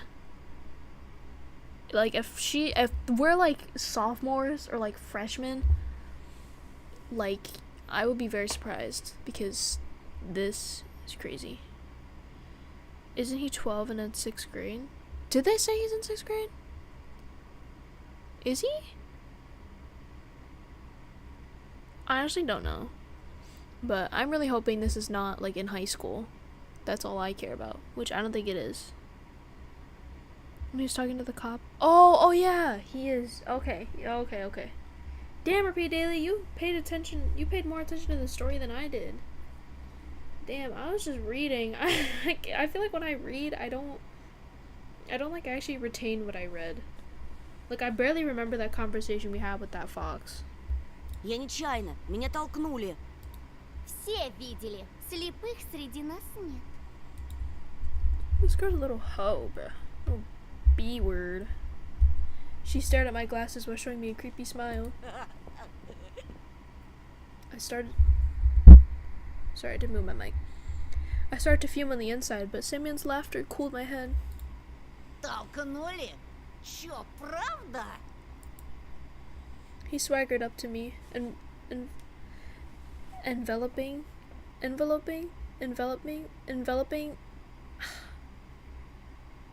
know how to say that word, I just don't know like which pronunciation is the right way. But anyways, me and the smell of sunflower seeds and rotting teeth, and then pushed me to the ground. Вот так, да? И чё ты сделаешь? The bully towered me, as if saying, "Come on, hit me. Let me see you try." Guys, do we fight back? Are we fighting back? Chat.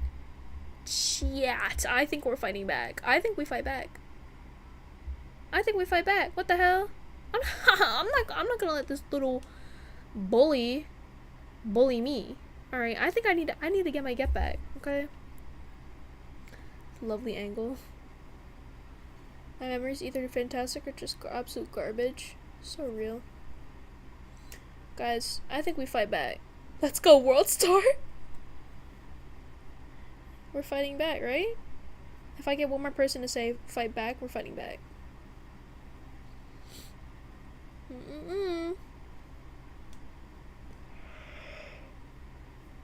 Okay, well, technically, I count as another person. So, I think we're fighting back. Yeah, guys, we're fighting back. Come on, ho! Слушай, ты... My throat went dry, my lips were moving on their own, and my voice was akin to a stifled squeal. Simeon wore a mocking smile. Давай, продолжай, очкарик.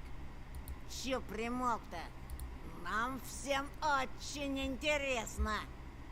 Если еще хоть раз меня тронешь... Simeon slowly stuck out a finger and poked my forehead. Натронул и чё? Еще хоть раз! Тронул! А вот еще! И еще! И еще! И еще! He was poking me with his finger so hard that my head tilted backward. I must not cry, or I'll be done for. Чё ты мне сделаешь, мямля? My vision went blurry. My soles tore off from the floor. I rushed forward and threw a random punch without looking. Let's go! What I saw when I opened my eyes was beautiful and horrifying at the same time. Simeon was holding his ear and blinking in amazement. Was I the first person to rebel against this absolute rule? I needed to run, but I was already surrounded by his cronies. Лилия Павловна! Лилия Павловна! Петров Бабурина ударил! Simeon's cheeks grew even redder and his pimples even whiter, like the heads of larvae. But a smile flashed on his face. That was only noticed among his comrades.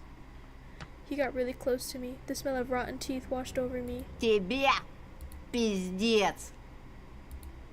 His voice was evil and dangerous, like someone tore off the lid from a kettle with boiling fat. Damn! I was waiting to get hit, counting the thumps in my heart and guessing where his fist will go. The solar plexus, the jaw, the nose? But he just turned around and walked off.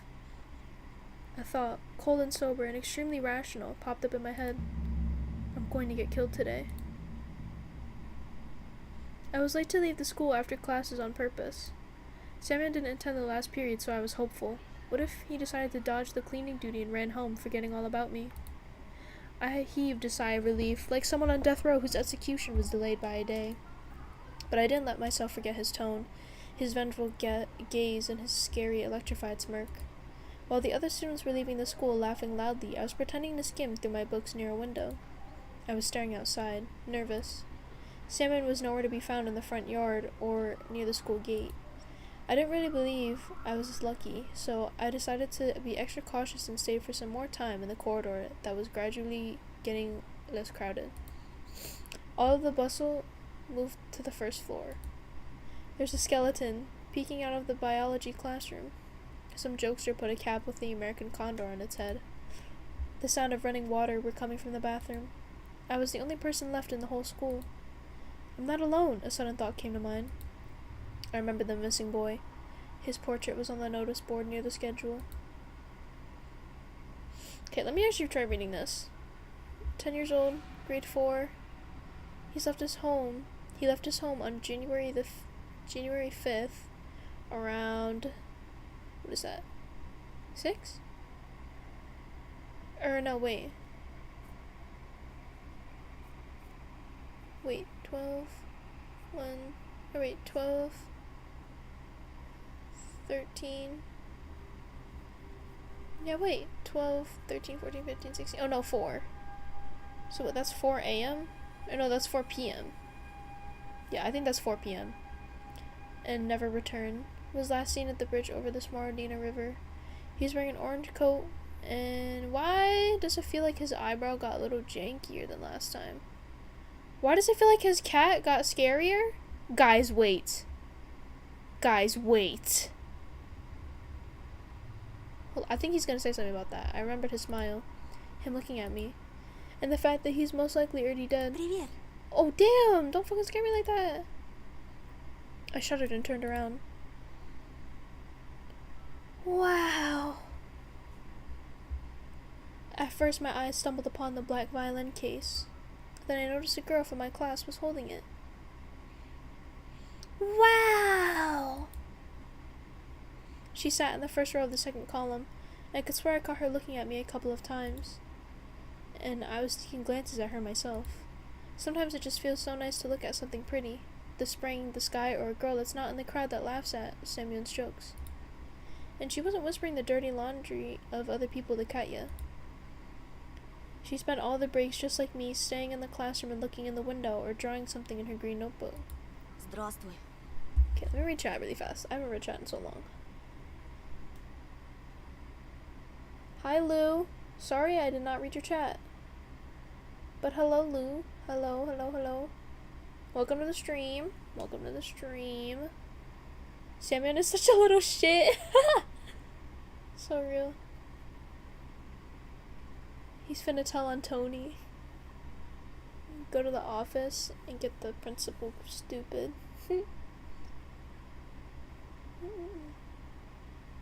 He looked like an elf with those ears. Damn! Dumbo, damn! So pretty. Wow, hot babe. The kid who went missing looks like Dobby. I'm seeing the vision a little. Also, guys, keep in mind, this is a 6th grader, so be careful with your words. I turned red and pretended I was studying the pattern on the wooden floor. Круто ты ему врезал. Это вышло случайно. Почти. I started shoving books in my backpack to at least put something in my hands. Okay, guys, look, us throwing that punch just secured us. Just secured us. We just got secured. This is the only place where I don't have to worry about getting bullied for being a kid. I mean, everyone's welcome here. Wait, are you a 6th grader? Me? You talking to me? No, if you're talking to me. I'm not a 6th grader. But this girl is. I don't know. Whatever. Sorry. I started shoving books in my backpack to at least put something in my hands. Вроде Семён раньше таким не был. Он к нам недавно перевелся. Бабушка мне его по секрету сказала, что он словно взбесился. Семёна даже старшеклассники побаиваются. Представляешь? А ты вот молодец. Не струсил. Guys, if we didn't throw that punch, we would not have bagged her. Oh my god. Okay, sorry if that was weird.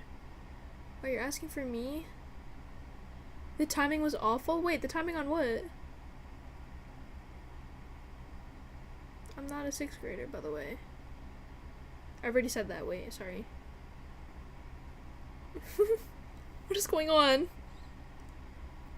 Tony can pull on God? No, literally. I mumbled in reply. Yeah, right. Me? Brave? A hero that has been standing around in the hallway to avoid a beating? The girl looked at me with her clear, attentive eyes. А ты за рекой живешь? В том деревянном доме? Ну да. Там, наверное, страшно. Да еще через лес идти. Я бы так не смогла. Out of all of the characters, I think she has the most tolerable voice.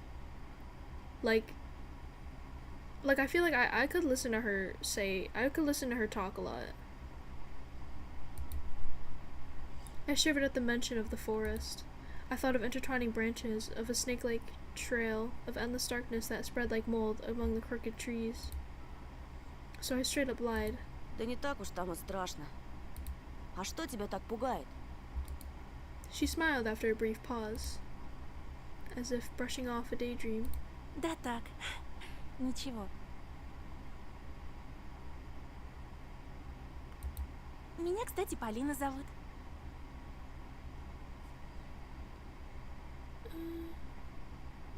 Oh, oh, okay. Sorry, repeat daily.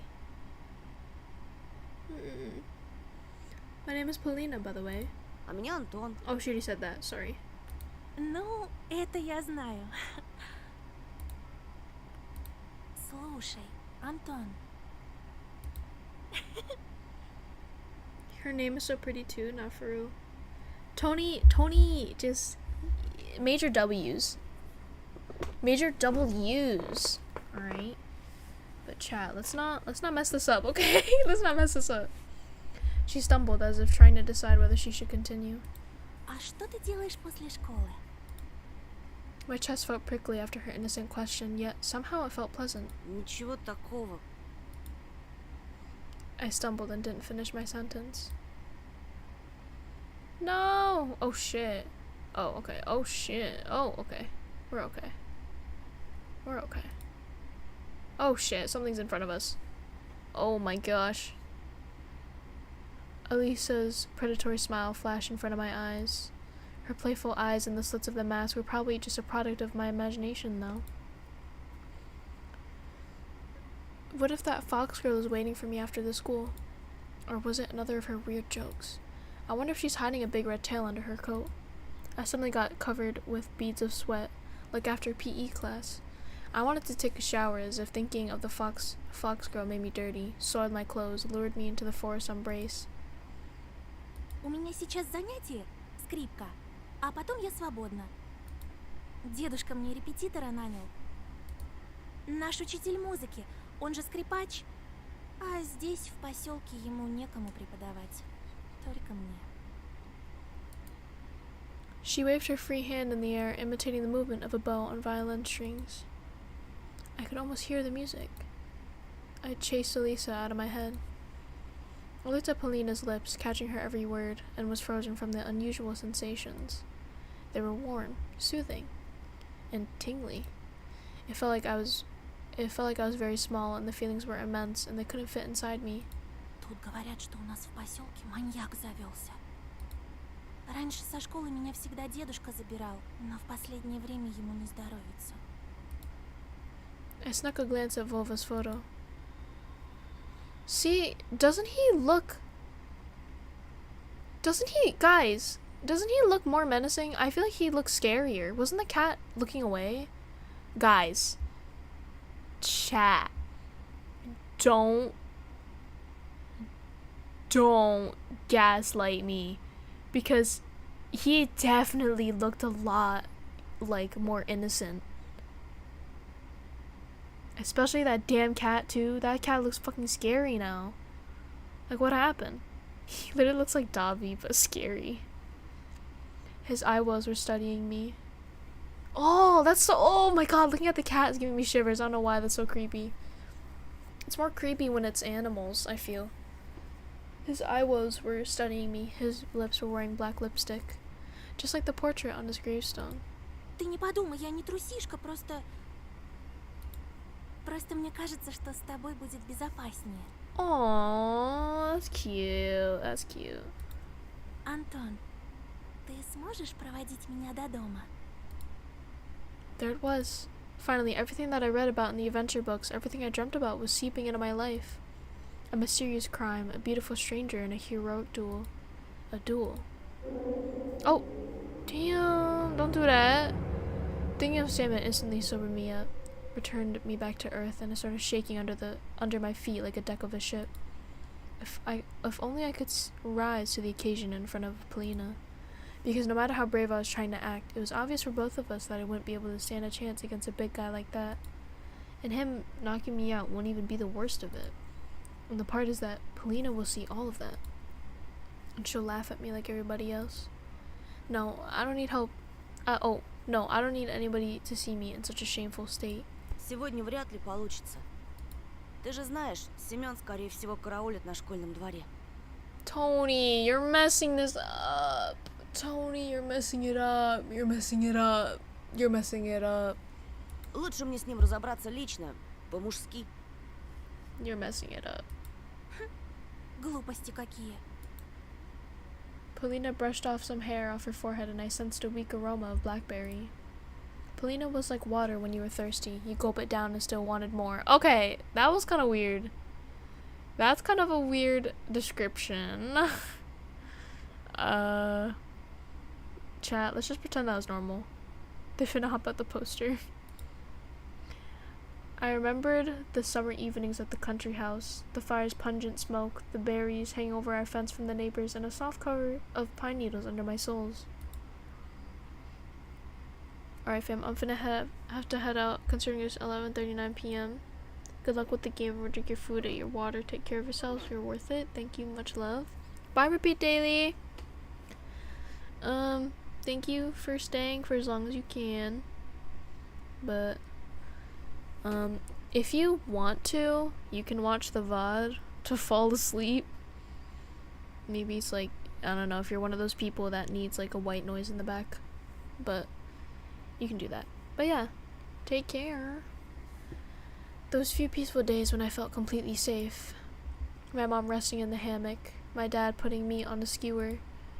Could have I foreseen the upcoming catastrophe in the crackle of the coals and our parents' laughs and the smell of the fleeting July? Could I have seen how fragile that world was? Думаешь, этот дикарь будет честно драться?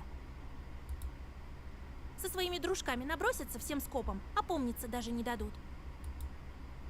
Polina suddenly flashed a devious smile. Но если мы пойдем вместе, это их ошарашит. Я же не только первая скрипка на деревне, я ведь еще и девочка. Слышала от знакомого хулигана, что он никогда не нападает на кого-то в присутствии девушки. Представляешь, у них кодекс чести такой. It's 1 a.m. for me. I will be back. Okay, take your time. A delinquent, you know? I thought, worried. Is he better than me? Taller? More handsome? Ой, мне на музыку пора. She made a couple of steps and stopped. Amazing. Polina didn't look like those beauties from the magazine posters or the actresses from the movies. But in the flickering light of the ceiling lamps, she looked much more alluring. А ты играешь на чем-нибудь? My parents bought me a guitar a couple of days ago. I immediately remembered my meager attempts at making music.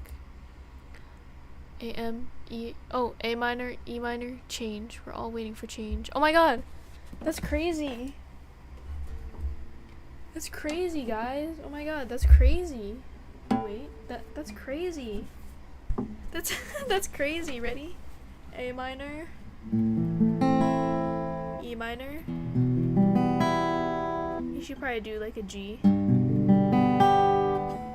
And then maybe a D.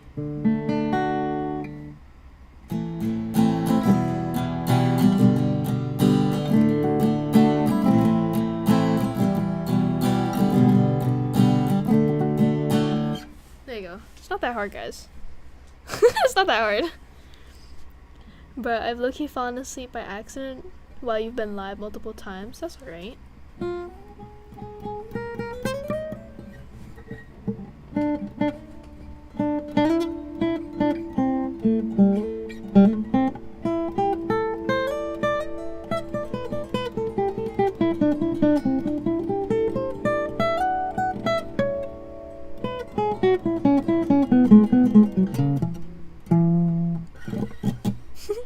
Sorry guys, I like showing off. But look, it's really not that hard to make a chord progression. Clearly our boy Tony here doesn't know a lot about guitar. Cause it's not that hard. Maybe you could add a C in there, maybe? Here, maybe if he adds a C, it'd be like a C. And then maybe an A minor. Then E minor. You can end it off in a D. That's a nice chord progression. Ready? Here we go.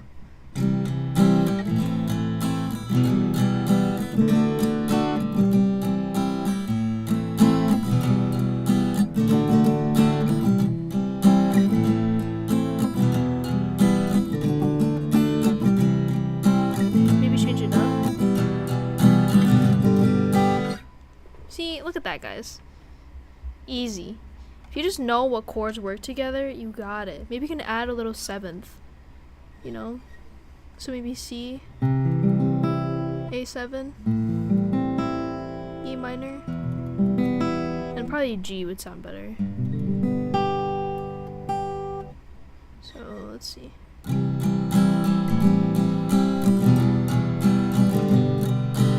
It sounds kind of mysterious almost. Wait.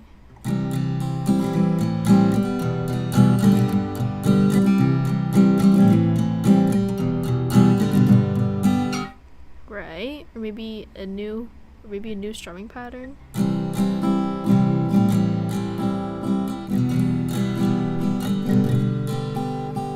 Alright, sorry guys. I get carried away. When anything mentions guitar, I just can't help myself. Anyways, change. We're all waiting for change. Soy's song echoed my thoughts and my desire to change something. Let's see, does he give me the chords of what that is? Oh no. That guitar got lost somewhere, as if refusing to move to the old house near the forest. I think my parents gave it away to someone that needed it more. Увы, не играю. Жалко. Oh wait, you could also do fingerstyle. Not fingerstyle.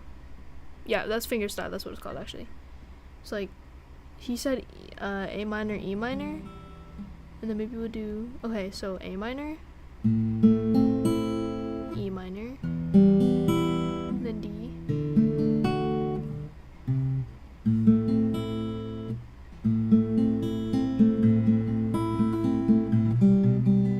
oh wait, no, wait, hold on, let me just do it like this.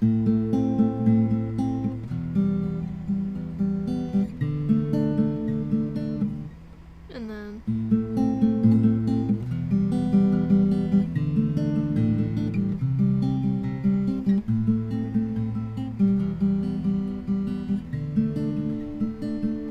sounds better with the C in the beginning, actually.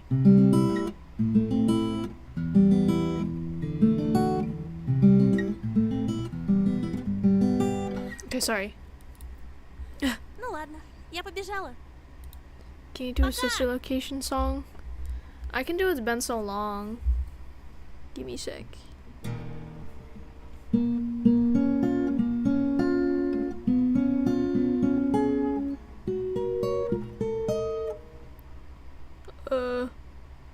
Oops. Oh, and then I think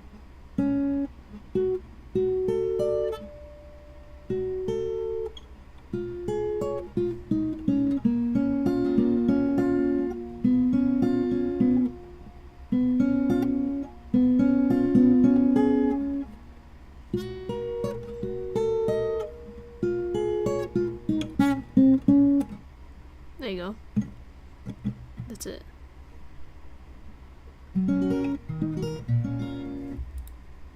Okay guys, let's not get distracted. Her shout was captured by the loud echo. Her shoes also echoed through the school hallways. Пока. I wasn't sure if Polina heard me. I looked out the window again. The schoolyard was empty, just a couple of grade schoolers throwing snowballs at each other. Nobody who looked like the hulking Semyon with his cronies. This was giving me hope. What should I do? Polina could become my friend, the first one in this new place.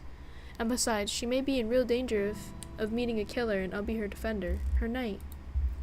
And even though my inner voice was hesitant and whispered about running away from the killers, lurking in the woods at night. I don't know if I told anybody this, but I'm gonna tell you guys, okay? Polina was worth the risk, but the end cunning fox was also intriguing. She promised me to help look for Vova, and this will bring me a reward. More money will almost guarantee peace in my family. Gifts for Olya. I imagine my sister happy like those girls who get prizes from the Suponev in the finest hour. She'll be dancing with the famous singers, maybe a new popular boys band like Ivanushki International. Mom and Dad hugging in the Austin Kino Pavilion. And then all of us going to Disneyland. Was that the Bite of 87? It's Polina. Chat. What are we doing? Guys. Are we gonna fumble the bag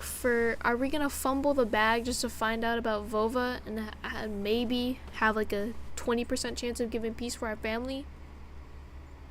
Or do we go with our girl Polina? Like, I don't know, guys. Oh. Are we doing it? Guys, I think we should go with Polina personally, but I don't know. I'm performing in the talent show next year at my school. I'm gonna sing a Sister Location song by Chi Chi, and I'm going to do tricks with my lucky hoop, but I'm really nervous. Can I have some encouragement, please? You got it. Don't be nervous. If your confidence overshines, like let's say if you do make a mistake, if your confidence overshines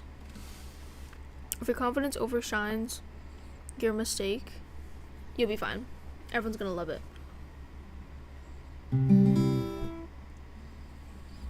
Wait, ready, guys?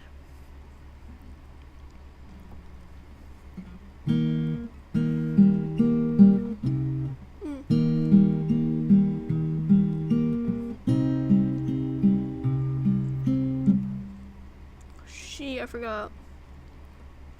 Oh.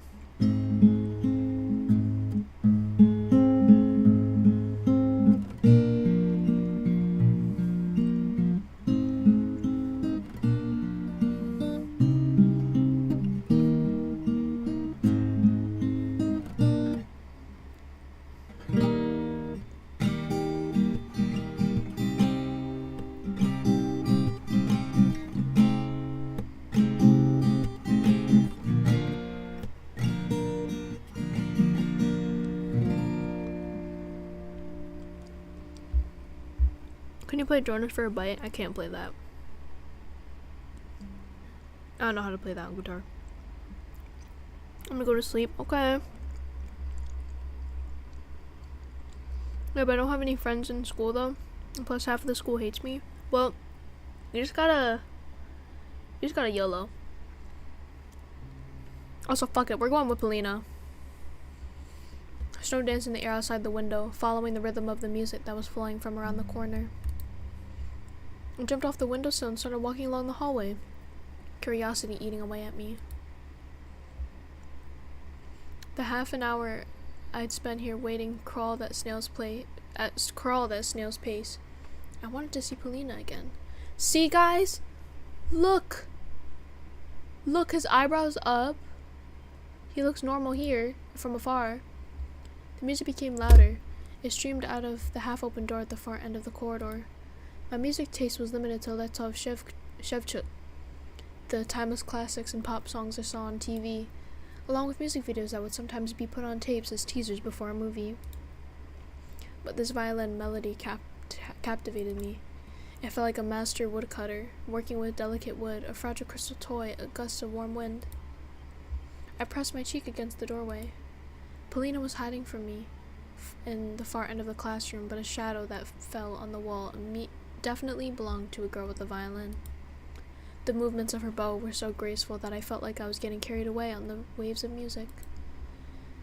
My heart broke the barrier of my rib cage and started hopping around. Faster and faster it jumped on snow piles, gliding between the pines toward the fiery sun above the windfall. Заскучал? I was so deep in thought that I didn't hear the approaching footsteps. After bathing in music, Polina felt even more magical. Да нет. Я о комиксе своем думал. For some unknown reason, I lied. Ты комиксы рисуешь? Да, то есть планирую рисовать. Ага. И про что твой комикс? About the most charming and kind girl that plays a violin, who somehow happened to be in this house of horror. Про лису. Ой, точнее, про говорящих животных, что живут в лесу и помогают заблудившимся детям вернуться домой. А потом они пляшут в ночи. Ого, как интересно. Oh, she's like actually interested in what we're interested in. That's cute. Сам придумал? I'm here and I'm back again. Is anyone else here? Yeah. Some people left though, cause sleep exists. So, honestly, might end stream soon because I'm also kind of tired. So yeah, I lowered my gaze. Глядя в окно. Sorry.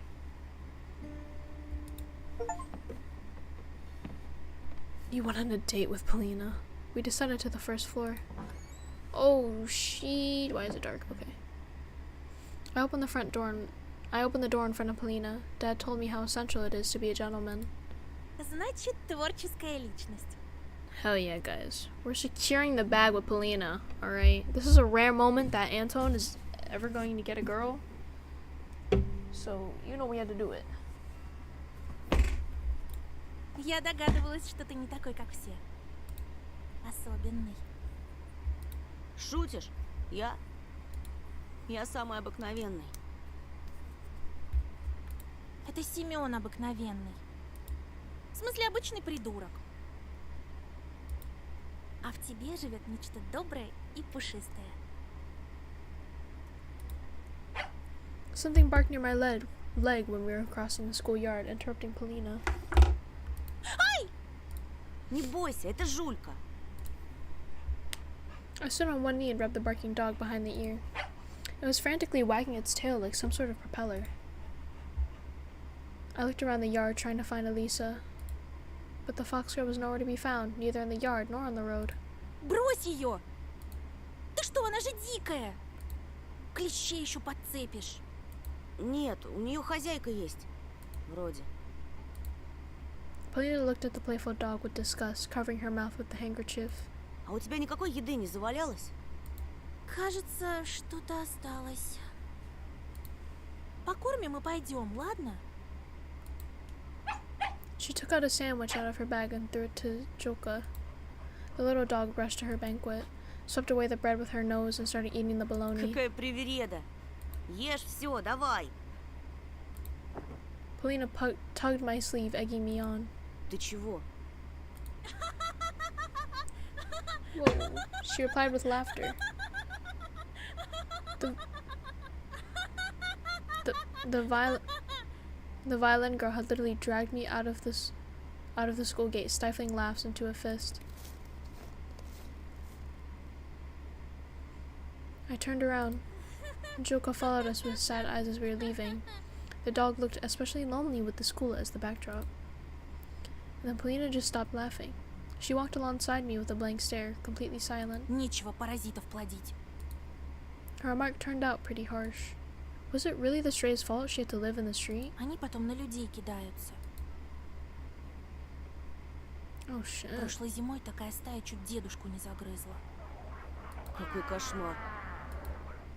Ему с тех пор не здоровится. Его парализовало. Он больше никогда не сможет ходить. I remember the scary pack of dogs that was chasing me just a while ago.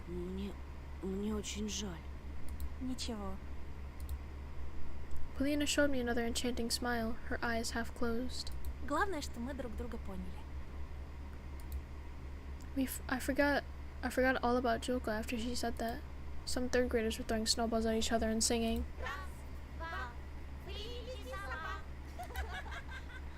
The owl? Oh yeah.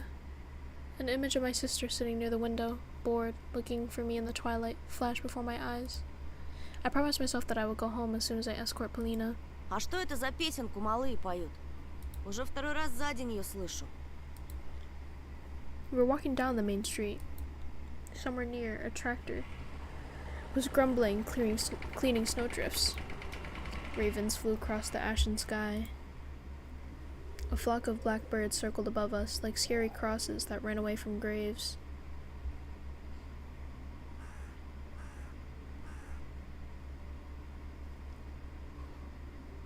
Про сову?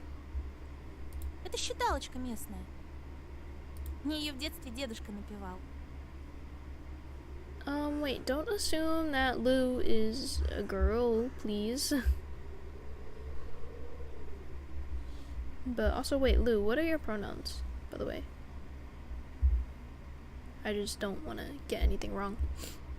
Он интересуется историей края. Много знает про наш фольклор. И что там за считалочка такая? Слушай. She started walking backwards, facing me and singing. Раз, And smiling. два. Прилети, сова.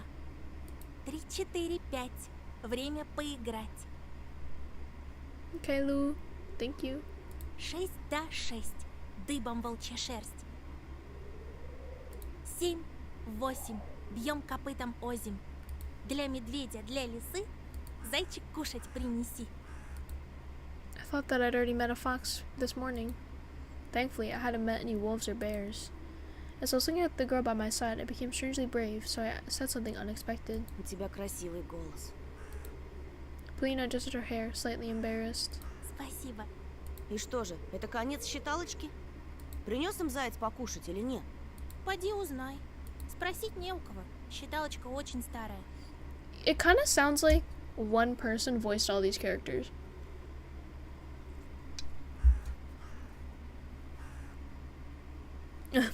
Like, they all sound like they're just the same voice, different octave. Древняя даже. С ней легенда одна связана.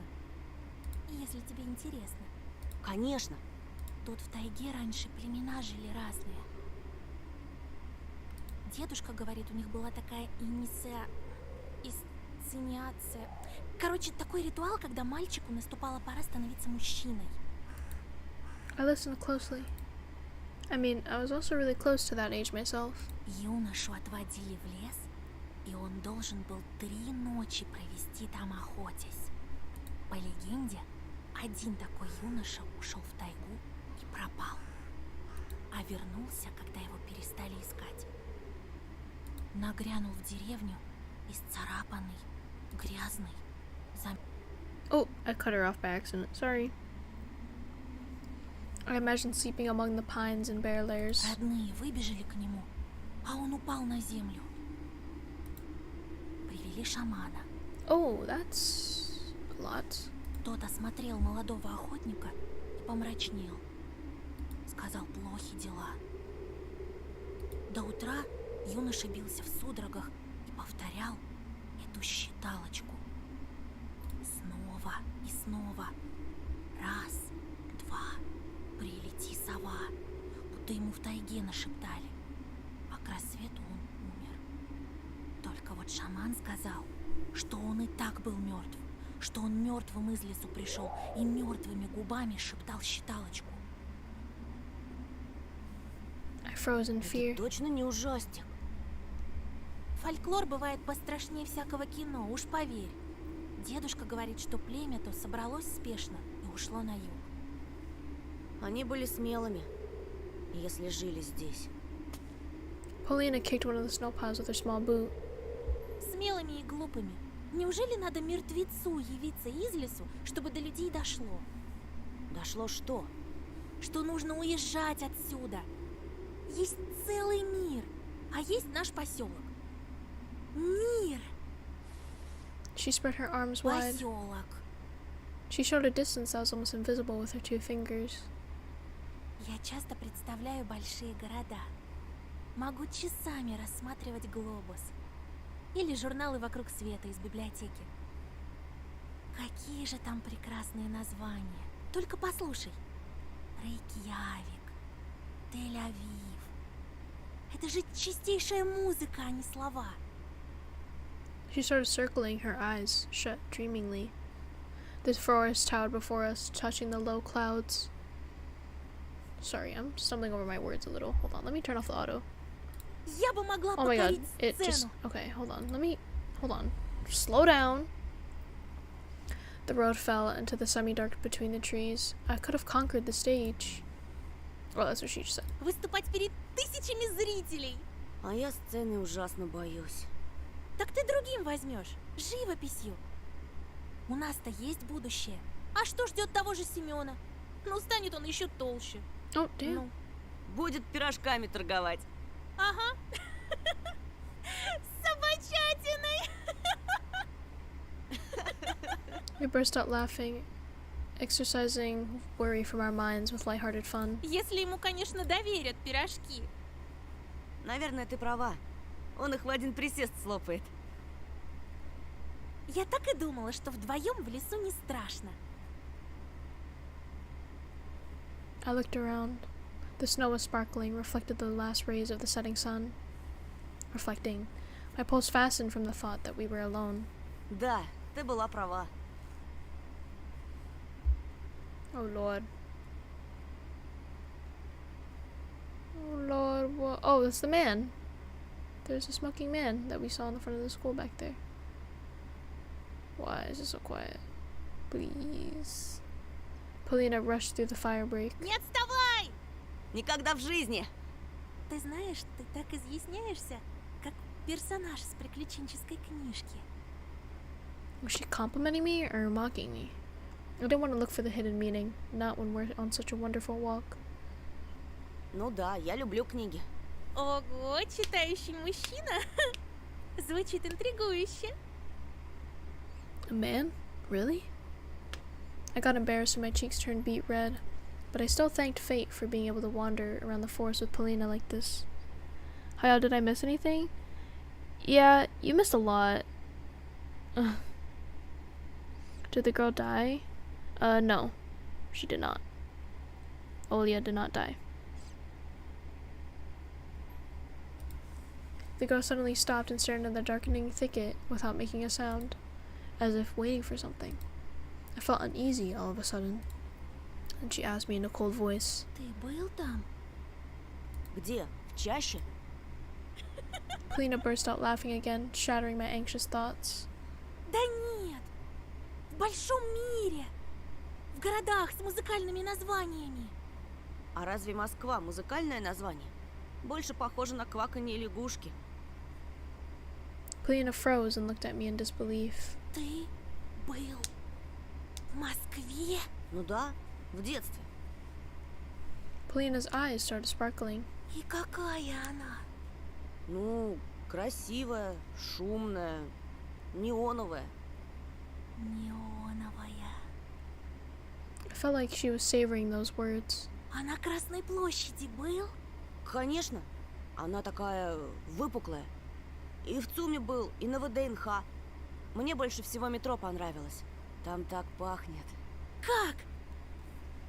She ran up to me, grabbed me by the sleeve, and stared into my eyes with clear interest. Не могу описать. А нарисовать? Что, запах? Великие музыканты могут сыграть запах. Не может быть. Я дам тебе кассеты. She started twirling in the falling snow again. Я обязательно побываю в Москве. А главное в Вене. Вена моя мечта. Это же столица музыки. Моцарт, Бетховен, Штраус, филармонический оркестр, государственная опера. Я буду выступать, а ты рисовать. Her enthusiasm spread to me. I wanted to do something, А right ты this куда moment. хочешь попасть? I sighed and confessed. В Диснейленд. I remember the finest hour show again. Olia preferred Call of the Jungle, but I always spent my Mondays in front of the TV. Colorful tables with numbers on signs and a charming Mr. Saponev on the wheel. At the wheel, and the prizes. Chocolate eggs, video equipment, and the most exciting one, a trip to Disneyland for the winter. My parents promised to take me there, to the land of the mouse, and I believed them at first. Well, maybe they also believed it back then.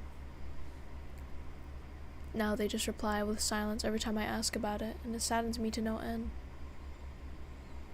I have just 3 words on my mind in those moments. But you promised. Polina had seemingly read my mind. Добраться туда проще, чем нам кажется. Каждый лепит свою судьбу, как хочет. She picked up 2 handfuls of snow, and then, as if she forgot about everything, showed me a sly smile.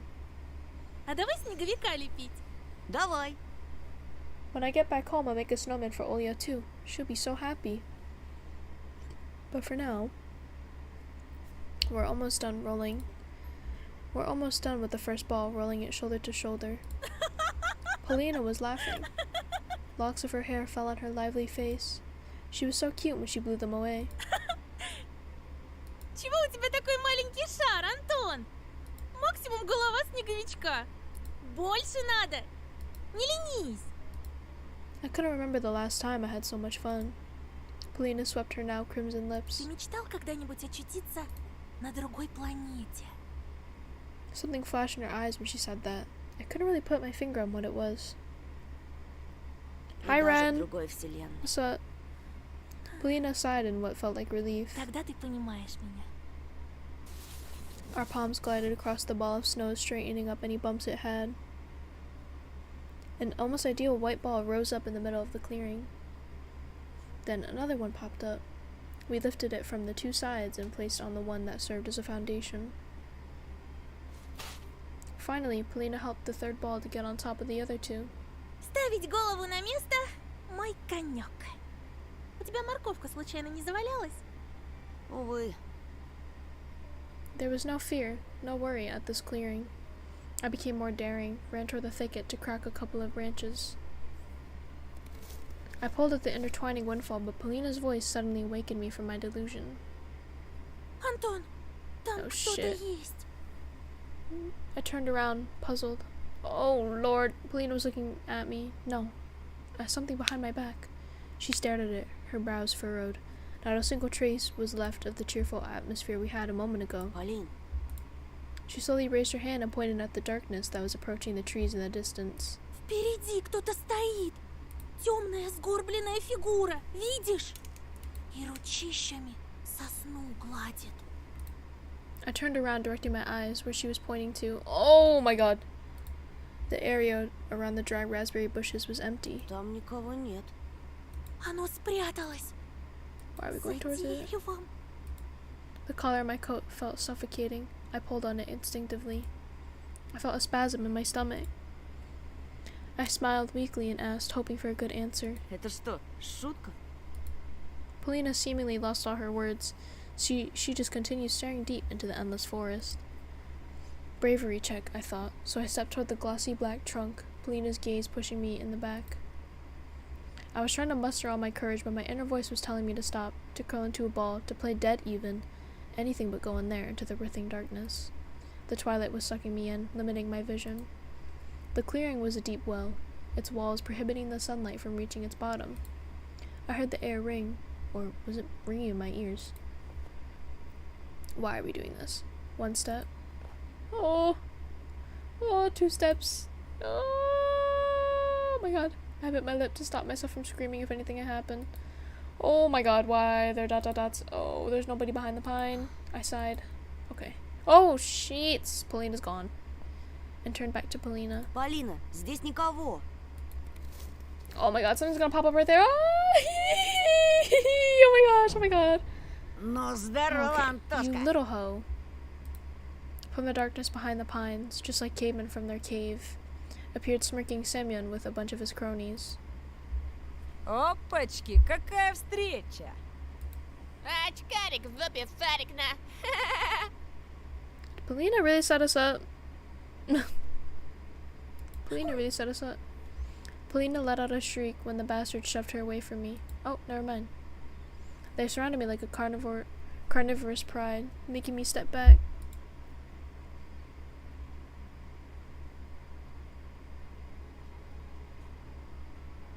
Wow. So cinematic. Oh! Samon's heavy leg blasted through the snowman's belly. The balls were rolled, crumbled, became a mushy mess, with just a single broken branch poking out. Polina gasped angrily. I also felt the touch of scalding hatred. The smell of sweat and tobacco attacked my nostrils. The inside of my mouth felt salty, as if I'd licked a battery. Полин, не бойся. I shuddered after hearing my own voice. It sounded unnatural, rough, and scary. Полинка-то чё бояться? Лучше за себя беспокойся. The fatso spit through the gap in his teeth and pushed me so hard that I hit my back against a tree. Ну как? Страшно, мудила.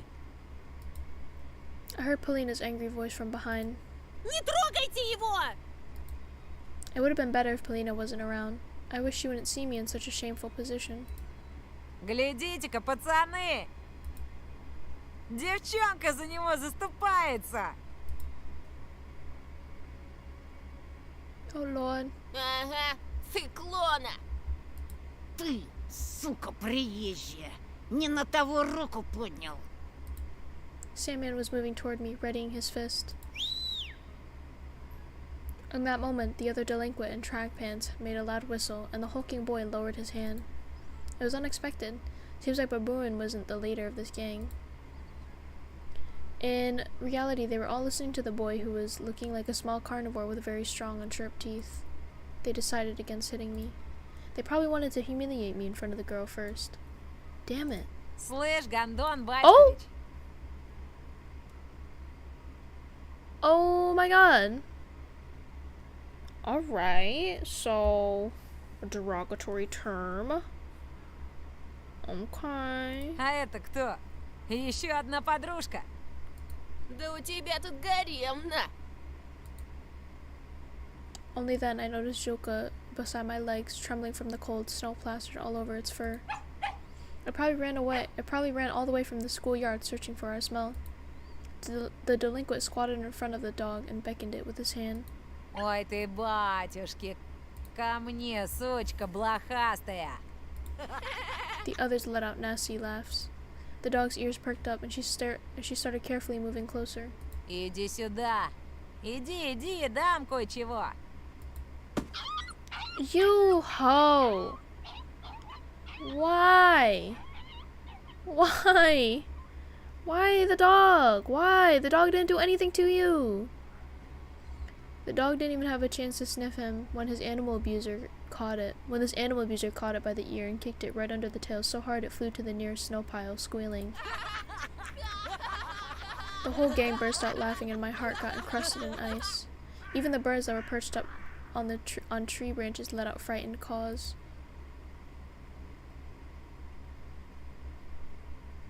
Then I noticed something strange. Polina could hardly keep herself from smiling. Does she really hate dogs so much that what this skinny guy did amused her? After locking eyes with me, she changed her jubilant smirk to a thoughtful grimace. Why isn't she running away? I thought in horror. At the end of my vision, I saw something flash in the illusory twilight of the sleeping forest. Or was that just bushes moving their icy branches in the wind? Робка, она ж больше срать не сможет. Давай теперь я. Второй раз ебану минус на минус даст плюс. But the stray was already nowhere to be seen. Чего ты, баран? Втолкуй его на очкарику, где его место. Только так, чтобы он понял. Ага, за ним кофякна. Этот очкарик тебе при всем классе всек. Да без Б. Simeon brought a sizable I don't know, whatever. Brought a sizable ring with some geometric shape carved in it up to my face. Ща, парашник, я тебе этой печаткой так зарежу. Damn. Клеймо на всю жизнь останется. Where did all of my inner strength and bravery go? Стой! Stop. A woozy whisper left my lips and my head tilted forward, hitting Simeon's fist. Red sparks flew from my eyes. They were going to gang up on me and beat me up. Рома! Пусть они прекратят! Прости, но пацанам надо по-мужски побазарить. А тебе в сторонке постоять. Бяша, подсоби.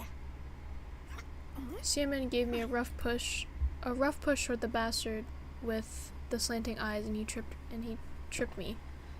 Okay, with the slanting eyes, really? I fell on the sharp crust of ice, and the fatso stepping on my hand preventing me from getting up. A painful groan escaped my throat. Слыхали, как заныл? А ты случаем не педик? Okay, they do not have to say that word. They really don't. I started to lose breath from anger and resentment. The pain was growing. My ear was hot and pulsating pain was shooting through it like it was cut off and a ball of nettle was sewn in its place. Че молчишь, Антошка? Отвечай, ты педик? At this moment, I felt pure, unbridled rage, the amalgamation of my anger. Like the sprout's ink, it rose up from the depths of my mind, filling all my thoughts. Твари! Знаете, мой отец... То-то педик. Samuel burst out laughing. This became the last straw.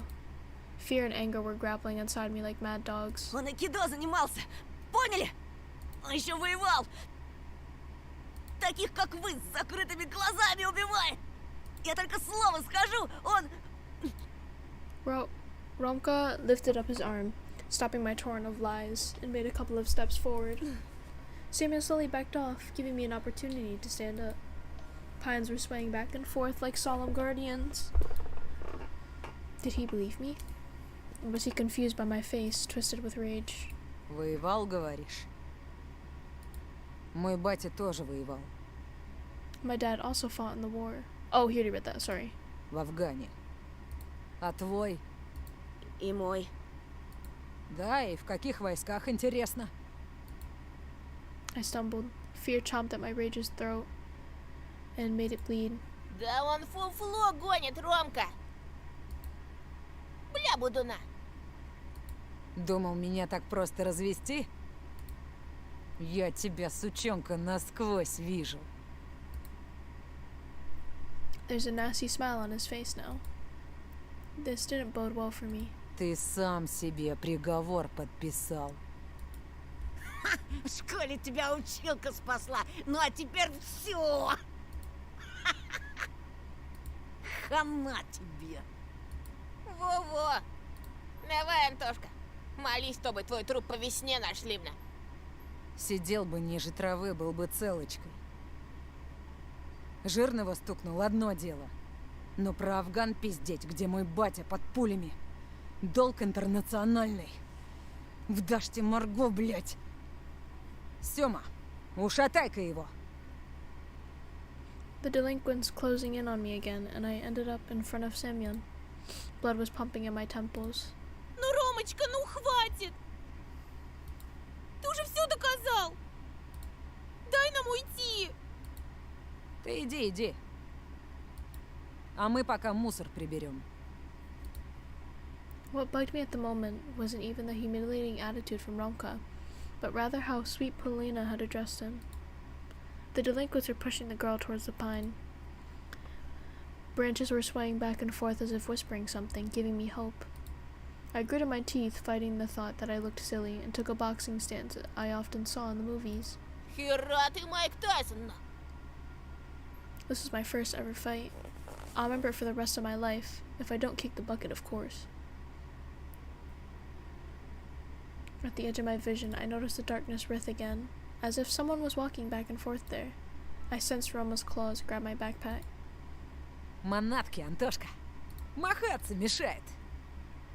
I was about to refuse, unwilling to cooperate with the bastard, but then he fished a butterfly knife out of his pocket with one smooth motion, spun it as if showing off, and put the blade to my neck.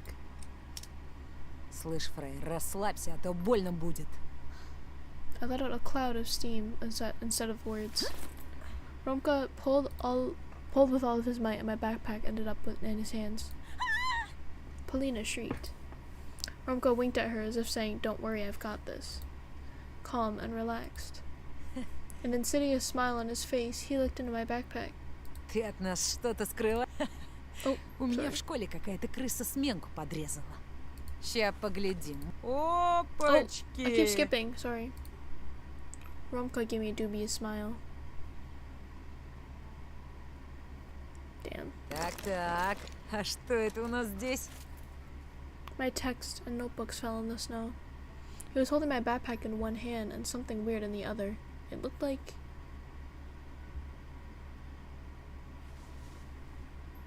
a mask. Roma lifted it high, as if showing to someone else, to someone in the treetops and the twilight among the trees. An old bunny mask. Long, worn-out ears, barely visible nose and whiskers, mangy fur on the sides. Where did it come from? Who put it there? Semyon laughed. Новый год уже прошел, мудила. Или ты реально поехавший? Это не мое! Да как не твое, в твоем портфеле лежала на? Romka was watching the scene unfold with an evil smile on his face. Дикари! Масок раньше не видели! Таких конченых не видели. А знаешь что?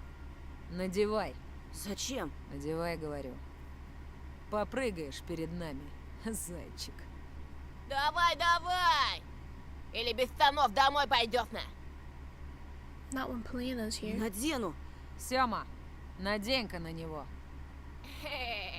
Yasha rushed to his friend's side and took the worn-out mask from him with a buffoonish bow.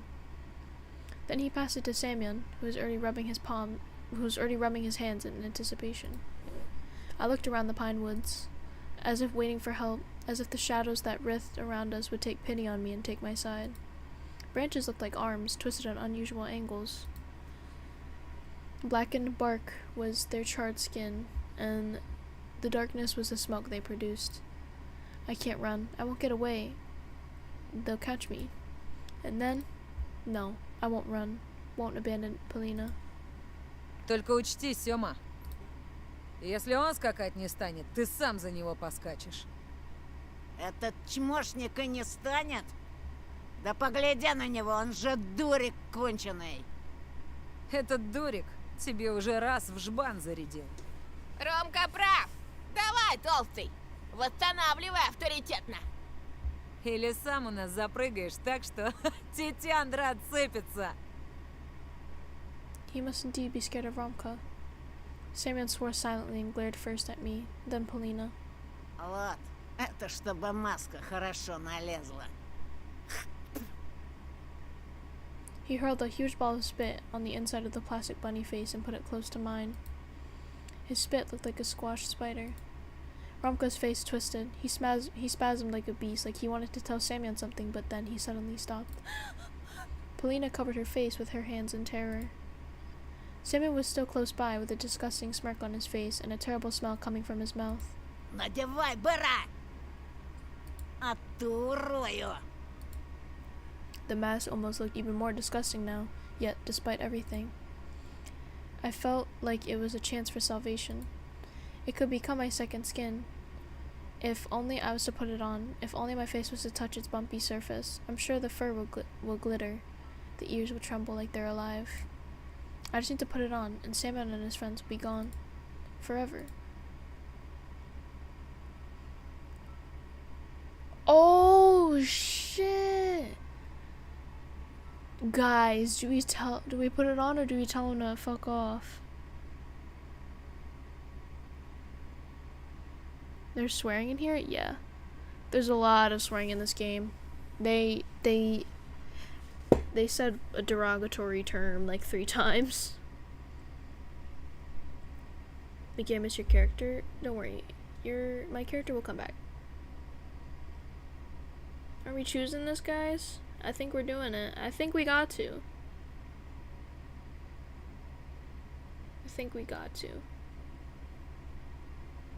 We're doing it. For some reason, Romka's disappointment with Semyon made me feel brave.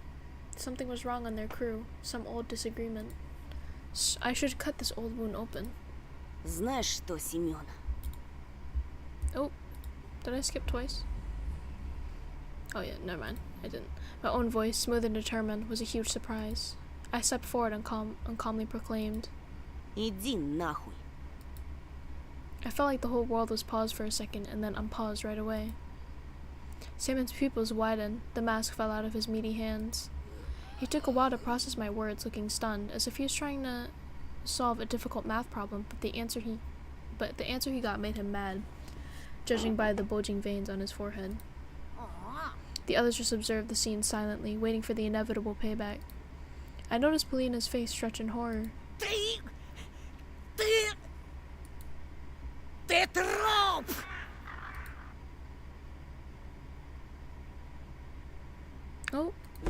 Oh, oopsies.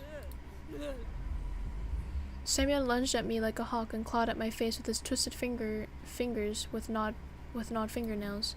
I threw a kick toward the layer of fat under the coat. Да! Всыпь ему!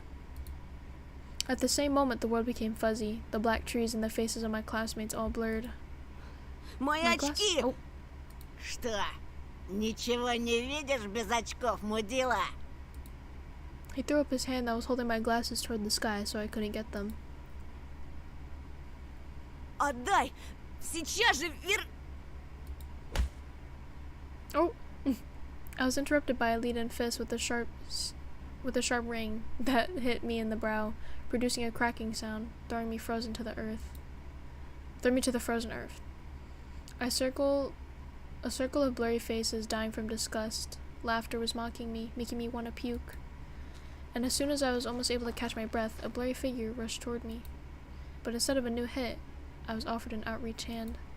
I immediately grabbed it, hoping it was Polina, but I soon realized how wrong I was after I felt the sting of dry blisters on the palm. It was Romka. He helped me stand up. Правда ничего не видишь? His voice sounded compassionate, which surprised me. Mickey, can I swear? Please let me. You can. I swear all the time. I squinted, trying to find Polina in the fog before my eyes. She was gathering my things and putting them back in my school bag. А слышишь, хорошо? А? He leaned in close and asked with a voice that was way less friendly. Слышишь ты хорошо, Антошка? Да. I blinked in bewilderment. Ну так слушай внимательно. He brushed off my coat and then hit me in the jaw with all his might. My jaw clicked. If my tongue was between my teeth at that moment, I would not only be blind, but I would also talk worse than Biasha. I staggered. The world around me spun like a peg top again. Romka held me by the elbow, preventing me from falling over. Антон! Biasha locked her in his arms, preventing her from running to my side. Это тебе аванс. Еще раз увижу тебя с Полинкой, хотя бы в метре от нее пеняй на себя. Ты понял, а? Да. Чисто, чтобы закрепить. His fist landed on my temple. The world turned upside down. It felt like I was falling into the sky, the color of decaying meat. I grabbed the roots to stop myself from tumbling more. My consciousness was drifting on top of the abyss, gliding to its depths like a deflated balloon. I tried to get up. A blurry silhouette that probably belonged to Polina was fighting back, but two others held her by the hands and dragged her away. Мы домой тебя проводим, не бойся. This game is Tiny Bunny. Also, welcome to the stream. Мало ли, какие психи по лесу шастают. Антоша, пускай отдохнет. Полина! Romka's boot met with my face. My hand got twisted, the back of my head hit the ice, my eyes obediently rolled over. The darkness jumped out, took a stance, just to devour me. Ugh. Oh. I turned around, dug my nose in the bed sheets, forced my eyes open with great difficulty. Paintings on the walls, books, a pile of comic magazines. I felt my chin, afraid that it would respond with sharp pain. My fingers slid across my face to my temples. No bumps, no pain. I sat up, blinking in surprise, fixed my glasses, studied my hands, clean without any mud under the nails. My school bag was reclined against the table. I heard bits and pieces of a conversation through the door. I was at home, in my bedroom. Did I get here myself? What about the glasses? Did Samuel return them? Polina, maybe? Or an unknown friend? I decided to leave that question for later and looked out the window. The forest had many secrets, and it wasn't in any hurry to reveal them to me. The clock on a nightstand showed 10 a.m. The sun was already above the field, but it didn't bring any warmth. The thicket moaned from its cracking bones. Oh, you can only open the door. I went out into the hallway, and the conversation became clearer. Laughter. I hadn't heard Mom laugh in so long. In a silent house among the sneaking shadows. Such an ordinary but dear laughter. I sneaked I snuck through the ladder to the lower floor, as if afraid to spoil that moment. А я ему говорю, комиксы есть, зайцу своему купить хочу. А он, ваш заяц комиксы читает? Mom burst out laughing. Olya followed suit. Ну да, говорю, заяц у меня цирковой. Боже, ты лучший. А ты сомневалась. Жених и невеста. When I entered the kitchen, Mom was kissing Dad on the forehead, and he was gently stroking her shoulder. Olya sat between our parents, armed with a fork. A polka-dotted cooking pot emanated a pleasant aroma, even with the lid on. А вот и он. Привет, Соня. Весь в отца. The white canvas of a frosted window behind Mom's back made it look like she was on someone's painting. Садись, садись. В ногах, правда, нет. А завтрак – самое важное для здорового человека. I sat down, a charming smile on my lips. Olya winked at me, and the lamp at the table flicked in unison with her. Заспанный какой. Какой есть? Наш родной. В детдом сдавать поздно. Dad let out a dry laugh to show he was joking. Mom slapped him on the shoulder. Ой, я голодная, страшно. А мы, думаешь, просто так тут слюной капаем? Братик, ты так кушать будешь? Как? I caught the sparkling gazes of my parents on myself. If I had a camera at that moment, I would have taken a snap so I could always look at those smiles on a photograph. I wanted this beautiful moment to last forever. The light bulb went out and then came back. The window glass shuddered slightly. Сними маску, сынок. Есть же неудобно. Какую маску? Mask? A silly smile got stuck on my face. Dad showed me his sturdy white teeth that looked like piano keys. Снимай, снимай, заяц. I slid my hand across my cheek, let out a laugh. Вы о чем? The whole family was laughing now, pointing their fingers at me and slapping their knees on the tablecloth. Dad wiped his wet eyes with his knuckles. Ух, насмешил ты нас. Ну, молодец. А теперь маску сними, будь добр. I touched my face again. My skin went numb. Но на мне нет маски. Oh, Mom fidgeted on her chair. She tilted her head and squinted. The canvas behind her back turned gray and kept getting darker with every passing moment. Пока не снимешь, не начнем. Но я не могу уже терпеть. Сними маску, не валяй дурака. His voice was kind but firm. Мам, Тоша меня пугает. Chair legs scraped against the floorboards. Olya moved away from me. She wasn't smiling anymore. Actually, there wasn't a single smile left in the room, if you don't count the cracks in the walls. Что ты наделал? Твоя сестра плачет. Но Olya sobbed, her eyes downcast, sneaking fearful glances at me. Mom slammed her fist on the table and I almost fell to the floor along with the chair. Сын называется. Oh, Мы веселились, She's а тут tweaking ты out. пришел. Испортил все. splashes of saliva flew at me. I turned to Dad, begging him to explain what was going on. Sticky syrup tricked down Dad's beard, falling on his shirt. His eyes were looking in different directions. Oh Lord, oh Lord, oh Lord. There was a loud sound in the attic. Water pipes grumbled. The house was alive. Every room had someone rustling, moving around, breathing in it. The light bulb started flickering like a stroboscope. The faces of my parents disappeared into the darkness, only to appear again moments later. Outside, a tall shadow walked past the window. I was about to jump up and run away, but my body wasn't listening to my commands. My hands just obediently stayed on the table. I was just an onlooker. Oh my god. Oh my god. Guys, we're getting jump scared. The lights went out. I spent 3 heartbeats in complete darkness. Oh, Jesus Christ. They're all furries. Sorry. The Then the light bulb flashed with blinding light. 3 masks were looking at me with their gaping eyes. A foxwoman, where my mom was just a moment ago. A wolfman at the head of the table. And a bunny girl, my Olya. I couldn't even ask why they wore these strange, scary animal faces, and why the fur on them was moving, as if there's something writhing inside the mask, making the papier-mâché bulge. My tongue didn't listen to the commands my brain sent to it. I could only shift my gaze between the masks, watching the long, twisted shadows behind the backs of my family. Кушать подано. Oh my god. Okay, guys, prepare yourselves. This might be really disturbing.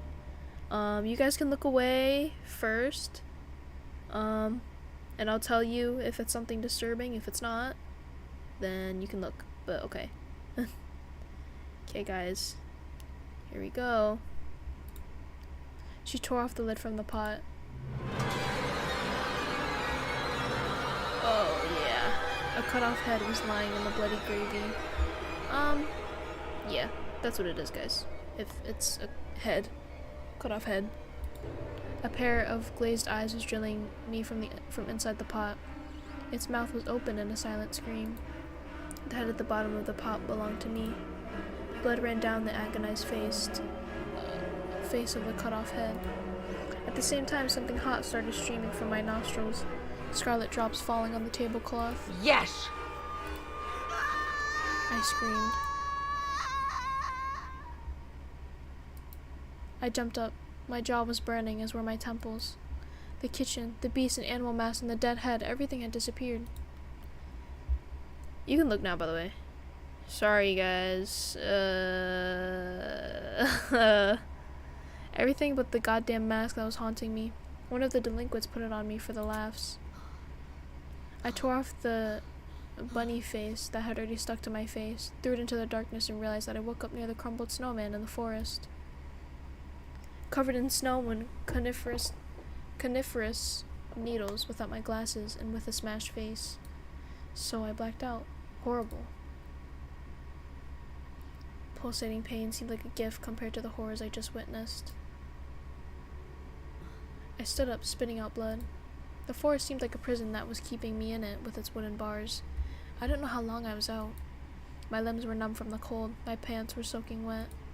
I stood alone in a ring of towering trunks, not being able to see anything. Everything around me moved, trembled. My ears went numb from all the rustling. The treetops melted into the darkness of the cosmos. The bushes became empty cells whose occupants were suddenly set free. It felt like a clawed fang that could fly out of the darkness into my stunned face at any moment. I heard a scream somewhere far away. Антон! Someone was looking for me, just like that boy who went missing. Tears stung my eyes. A big drop fell from my lashes. Антон! The scream was closer now. For a moment, I even believed that I was about to be saved. Я здесь! The light hit my face. I covered it with my hand. The flashlight's ray slid down. Антон! Вот ты где! Ты совсем сдурел? Это вообще как понимать? My dad walked out from the shadows. I went toward him, hoping that he won't melt, that he's not another trick that my insane mind played on me. He turned out to be real, warm, and alive. Язык проглотил? Я встретил твою одноклассницу на дороге. Она сказала... Branches cracked in the distance. I pressed myself into my father's chest, engulfed by fear, and he started looking around, alerted, and spoke in a tone of voice that was much more nervous. Так, пойдем отсюда скорее. Мать узнает, такой нагоняй нам устроит, мало не покажется. I reached out for my father, still feeling the chilling embrace of fear. I grabbed his firm hand, felt his quick pulse with my fingertips, then stood up and wobbled along behind my father, following his barely discernible footprints. Back to civilization, back to light, back to the road where my dad parked his car. Чтобы дома ни слова, ясно? Ни единого намека, где я тебя нашел. Да, пап. He was holding my hand as if it was the most precious thing in the world and kept telling me how afraid he is to lose me or Olya. I nodded and moved my legs. Only when we got to the car, Dad noticed my Тебя scratches. били? I felt up my cheek. Подрался. Из-за чего? Из-за девушки. Dad replied with a thoughtful nod. I heard the low hum of the engine. My dad wore a fearful expression. It wasn't that sticky fear that paralyzed me in the nightmare, though. His fear was noble, like crystal clear diamond. He opened the glove box and got some napkins out of there. Драться за девушку? Это правильно. Да, нужно решать конфликт словами, но иногда... Иногда слова не помогают. Dad flashed an encouraging smile at me. Right as he was about to close the glove box, I noticed a handle peeking from under a rug. He was carrying a gun around. My dad, a true intellectual, had a pistol with him, like an action movie hero. Or like an ordinary thug, some voice whispered to me. Pines were flying by in the window. The car's light were struggling against the darkness. The car carried me back home. Dad was cautiously studying me in the back mirror. I was thinking about the gun, about my dreams, about people in animal masks that pretended to be my parents.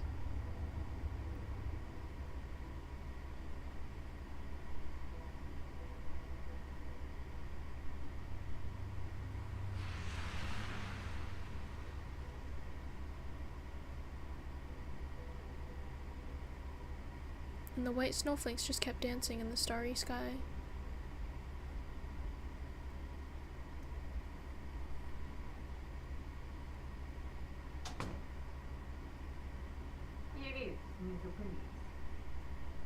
Mom was going down the stairs, piercing Dad with her trademark glare.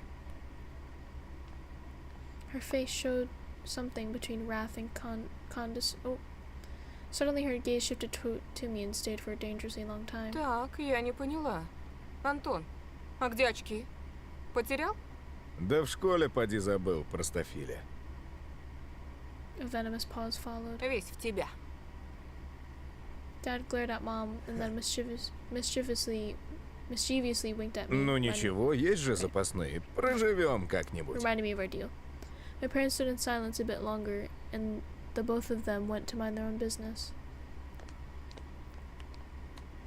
Olya threw herself into my arms before I could even take off my coat. А я лису увидела! Oh? Surprise akin to a shotgun blast. I could only flap my lips in reply. A cup shattered into many little pieces with a loud thang. My mom let it fall from her hands. Her face was pale and her eyes were glued to the ground. The pause, just a split second, felt like an eternity. Then my mom spoke with disappointment.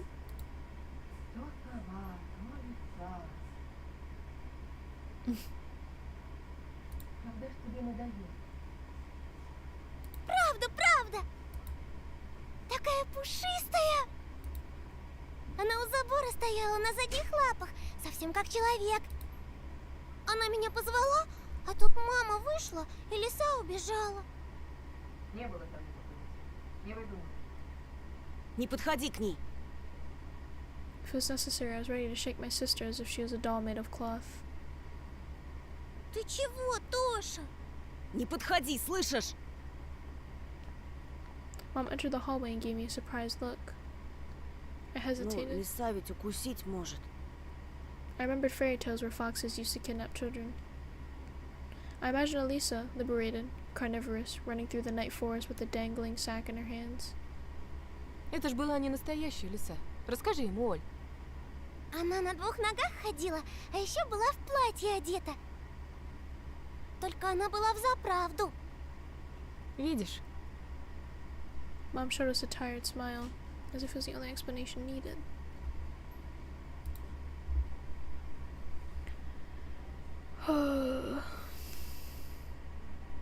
Is Olya dead? No. Olya is not dead. Oh, let's see. Sorry, chat. I have not been reading.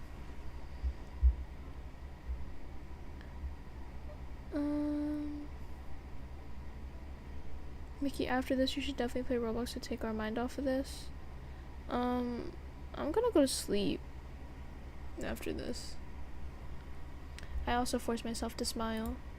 My smile was like a thin piece of soap right before it dissolves completely on your palm. The dad is so nice, I know, right?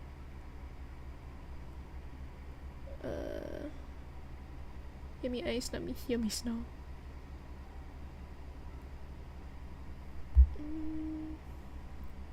BRB, okay. Is Olya dead? Olya is not dead. The fox we saw? Oh yeah. We did. I think Olya is seeing the same fox that we see. But when I was left alone with my sister, I Еще раз whispered. увидишь ее, беги.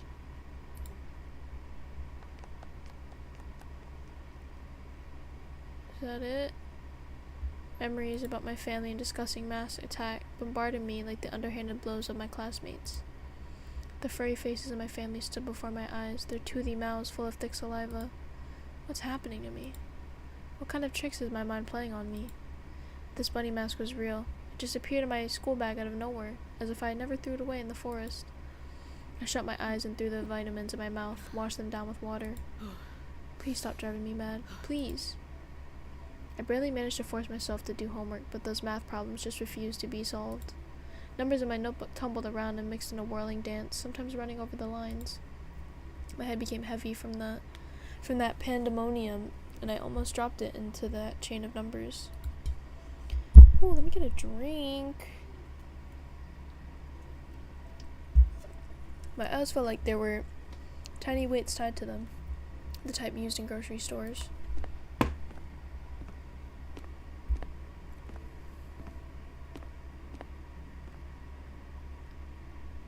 Okay, guys, I think, you know what, hold on, I'll just finish this. And right at that moment, I surrendered and closed my notebook. The memories of my day started flashing before my eyes. I was in the middle of my stuffy school corridor. I could see the literature classroom from here, the faces of dead classical writers on their portraits, the prim and regal pose of our homeroom teacher. And around that corner was her daughter, Katya, a snitch and a gossip, as eagerly waiting for me. Эй, новенький, новенький. Чего тебе, Кать? She got on her tiptoes and started swaying, while hiding her hands behind her back, and then asked me with a fake smile on her face. Скажи, пожалуйста, а чего это тебя к нам перевели, а? Oh, I might have told... Oh, sorry. I did not read that. Oh, I'm so sorry. Hold on. Let me pause it. I might have told the truth about this to Polina, but Katya would sell it on the market for 3 kopeckas. It would be the same as printing all my thoughts and hanging them near Vova's picture for everyone to see. So I reverted to an answer I knew by heart. Это все из-за моих родителей. У папы тут новая работа, а мама... But Katya didn't even listen to me. Just rushed toward the perked up ears of her friends, whispered something while stealing glances at me and giggling. Да, конечно, конечно. Он нас тут совсем за дурачков держит. Я вот слыхала, что это все из-за его отца. Он недавно кому-то крутому дорогу перешел, и теперь они всей своей семейкой в нашем захолустье скрываются. Неправда! Ты все врешь! А слышали, как ему бабурин всыпал? А этот лишь ручки опустил, Oh, that's да fucking глазенки creepy. потупил. Прекрати! Ты знаешь, он не один был! И будто этого мало. Ходят слухи, что этот чудик повсюду таскает с собой заячью маску. Ой, девочки, ну кто же в своем уме будет такое делать? Ясно, понятно. Со странностями наш Антошка. Может, слабоумный, а может Oh, that's mean. и маньяк. Если в его портфеле хорошо покопаться, там и топор отыскать можно. А может, что и похуже. Да-да-да. Замолчи! Заткнись! Вон как раскричался-то, будто ужаленный. А зрачки какие широкие. Опять чего доброго с катушек слетит и руки распускать начнет. Не зря же его мать с таблетками пичкает. I just stood there in confusion, trying to vain to understand how she found out about my medicine. And what scared me even more was the possibility that her nonsense had some truth mixed in. Да-да. Он такой же ненормальный, как и его сестрица. Представляете, к этой сумасшедшей дурочке каждую ночь прилетает сова ростом с человека. Да-да. Только что-то ее никто из здоровых людей не видел. А этот наивный простак ей верит. Нет, ну вы представляете? And then I caught a single kind look from the smirking crowd. Как же так, Антон? Неужели действительно тебе не здоровится? Полина, послушай меня. Как же, как же? Не слушай этого болтуна, Полиночка. Свистит он, что в Москве бывал, как пить дать. Это ничтожество даже постоять за себя не может. А при случае и за тебя не заступится. Бросит, думая, как бы только самому по шее не схлопотать. Слабак. Polina slouched as if someone kicked her in her stomach, and then burst out in tears and fell to the dirty floor, wailing and screaming. Нет! Нет! Антон! Почему? I feel like Polina set us up. I couldn't understand her reaction, but I still rushed to Polina's side before getting shoved violently by Katya. Убери от нее свои лапы, чудовище! Rage was building up under the veil of my fear. I slowly rose from the cloudy mist. I felt my upper lip lift creep up. То, что твой отец бьет мать, еще не дает тебе права поднимать руку на девушку! My fists became hammers. I couldn't unclench them. Nobody can speak about my family like that. I came to my senses when I already lunged at the angry Katya. Ага! Слетел-таки! Слетел! Спасите! Помогите! Петров с катушек слетел! At that same moment, the crowd around her became louder. It was whistling and roaring. And growing. The set of silhouette of my squimmers became larger, wider. They shot upward toward the ceiling. Turned into the giant black forest. I shrank to a tiny ball of fur and started shaking in fear before the might of ulcer-ridden trunks that belonged to either trees or humans. It was impossible to tell. Вот ты и показал свое животное нутро! Трус! Katya's face was twisted with jubilation and ecstasy. Антон! Почему? Нет! This game's creepy. За что? I'm like so tired. I'm gonna end stream right now. Он! Животное! Is this me? Чужак! That's me, I think. Shit. I became a bunny? Oh shit. Scary flapping of wings came from the forest. A pair of giant white ears descended somewhere from above, and I dug myself into them. Антон! Антон! Пожалуйста! Вставай!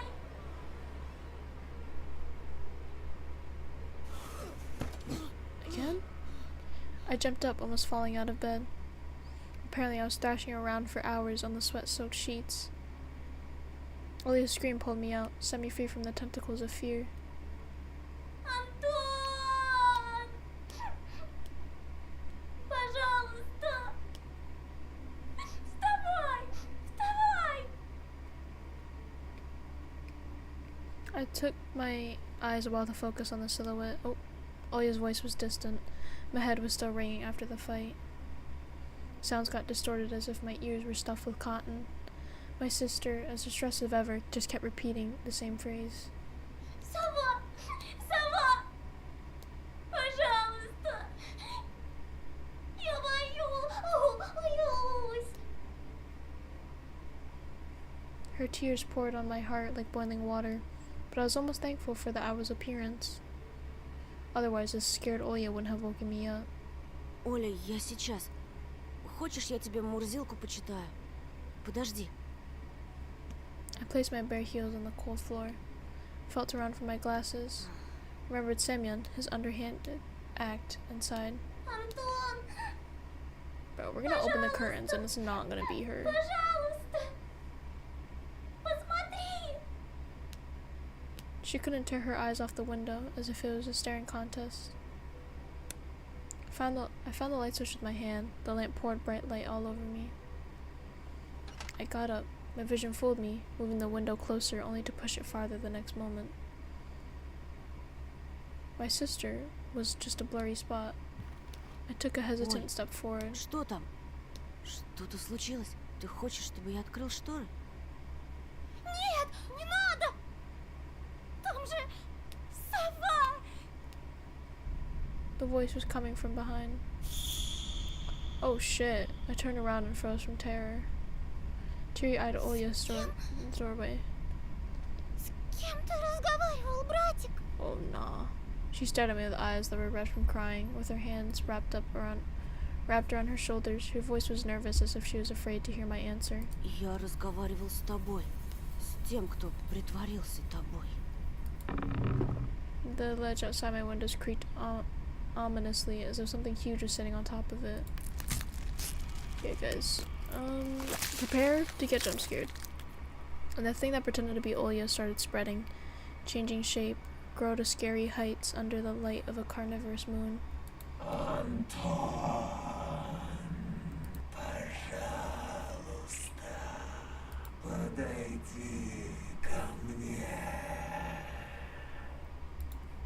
The voice didn't belong to my sister anymore. The thing that was hiding behind my curtains got tired of pretending, making me look like a fool. I pinched myself as hard as I could, hoping that the silhouette near the window was just a continuation of my nightmare. A hallucination, brought upon by the cursed house. And those don't bite, do they? The silhouette was towering before me under the veil of mist.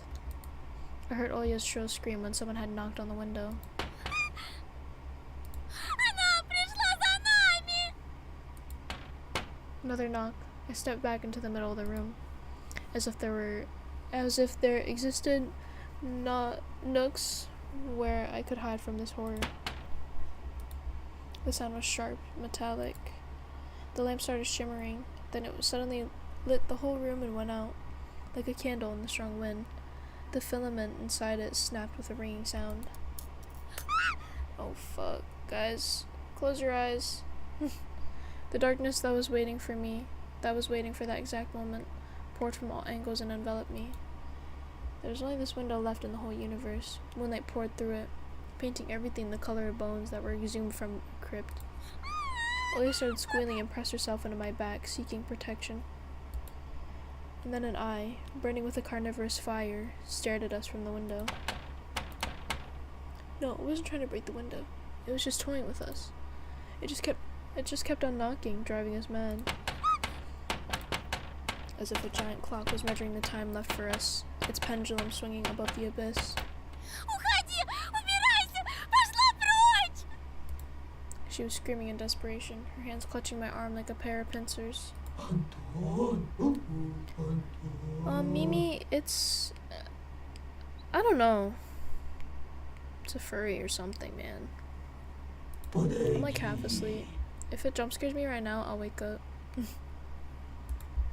I could barely make out a pair of wings that spread out above the black spot. Скажи ей, Антон! Скажи, что я больше не буду себя плохо вести! Никогда! Только пусть она уйдет! Пожалуйста! The moonlight suddenly disappeared and the room descended into darkness. We couldn't see the burning eye anymore. I swallowed the stingy lump that was stuck in my throat. I stepped toward the curtains, entranced by the call of its disfigured guest. Не буду, не буду, не буду, не буду. The bleak window was creeping closer, curtains rustled. I reached out to move them aside so I could look my fear in the eye. At that moment, I heard noise coming from my parents' bedroom. Without thinking, I pulled the curtain to the side in one swing. Nothing. Though, there was something... I swear I felt someone tap on my chair, but anyway. Though, there was something shining on the ledge, among the scattered feathers. My glasses. The ones that Samuel took from me. How did they get here? Was that a gift from the gurgling night? Or did that owl really bring them here? I looked at the front yard at the foreboding clearing out the toothy forest. Not a soul. Not a trace of our late night guest. Only the old lamppost dreaming like a lone watchman among the snowy desert. The dry window frame creaked. I tore away the insulating tape and the stipes of glued newspapers. I opened the window with big trouble. Frost pinned me with its little needles. The paintings on my walls moved from the draft. I touched my glasses, sure they would melt in my hands. But they were real. My brain was scrambling for an explanation. Samuel and his gang just pulled a prank on me. That was it. That's it. A smooth white blanket was glittering under the street lamp just outside our yard. If anybody was to get close to the house, to climb the pipe to the ledge of my window, they would surely leave footprints. But there were none. I cautiously took my glasses. My wrist was still intact. Nobody pulled me into the darkness, full of restless writhing. Вы почему не спите? I swayed from surprise and almost fell out of the window. Совсем сдурели? Жарко, что ли? Не болели давно? Там сова была! Тоша ее прогнал! А ну-ка марш спать к себе в комнату! А с тобой... Mom paused, directing her seething eyes at me. She was thinking of a punishment equivalent to my crime. In the end, she just waved her hand, took Olya by the shoulder and left, throwing gloomy words my way. Завтра поговорим. I managed to get the frame back in place with a couple of hits, pressed in the latches with all the strength my fingers could muster. The cold left the room, but the fear was still present. Okay, guys, there's gonna be something behind us. I placed my glasses on my nose and started studying my reflection in the window. It didn't look like a face, more like a death mask, just like the one worn by the boy from the notice board. That night, I was on the edge of joining him there.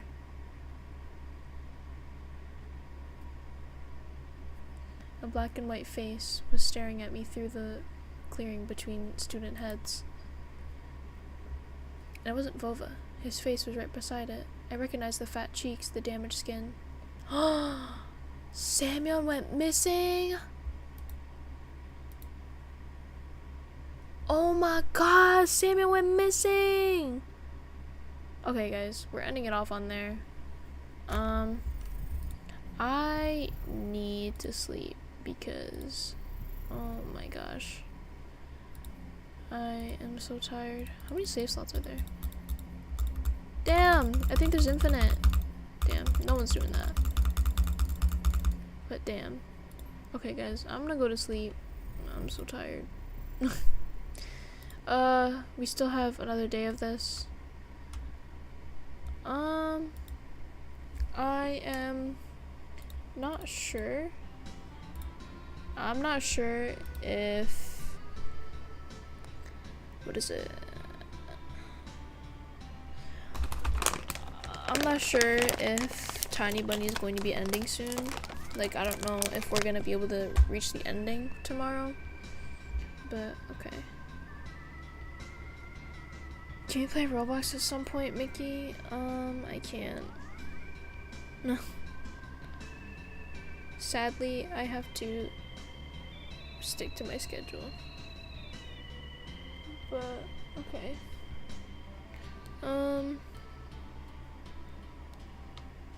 Sorry for not reading chat. I'm really tired. I'm so tired. But okay. Yeah, Samyang got taken away. But okay. So the plot is rising. I'm liking it. This game is becoming very exciting, I think. But okay. So guys, thank you for coming. Thank you, Lou. You rest well too. But yeah, everyone go to bed, please. It's probably late for all of you. But good night, guys. Good night, Mimi.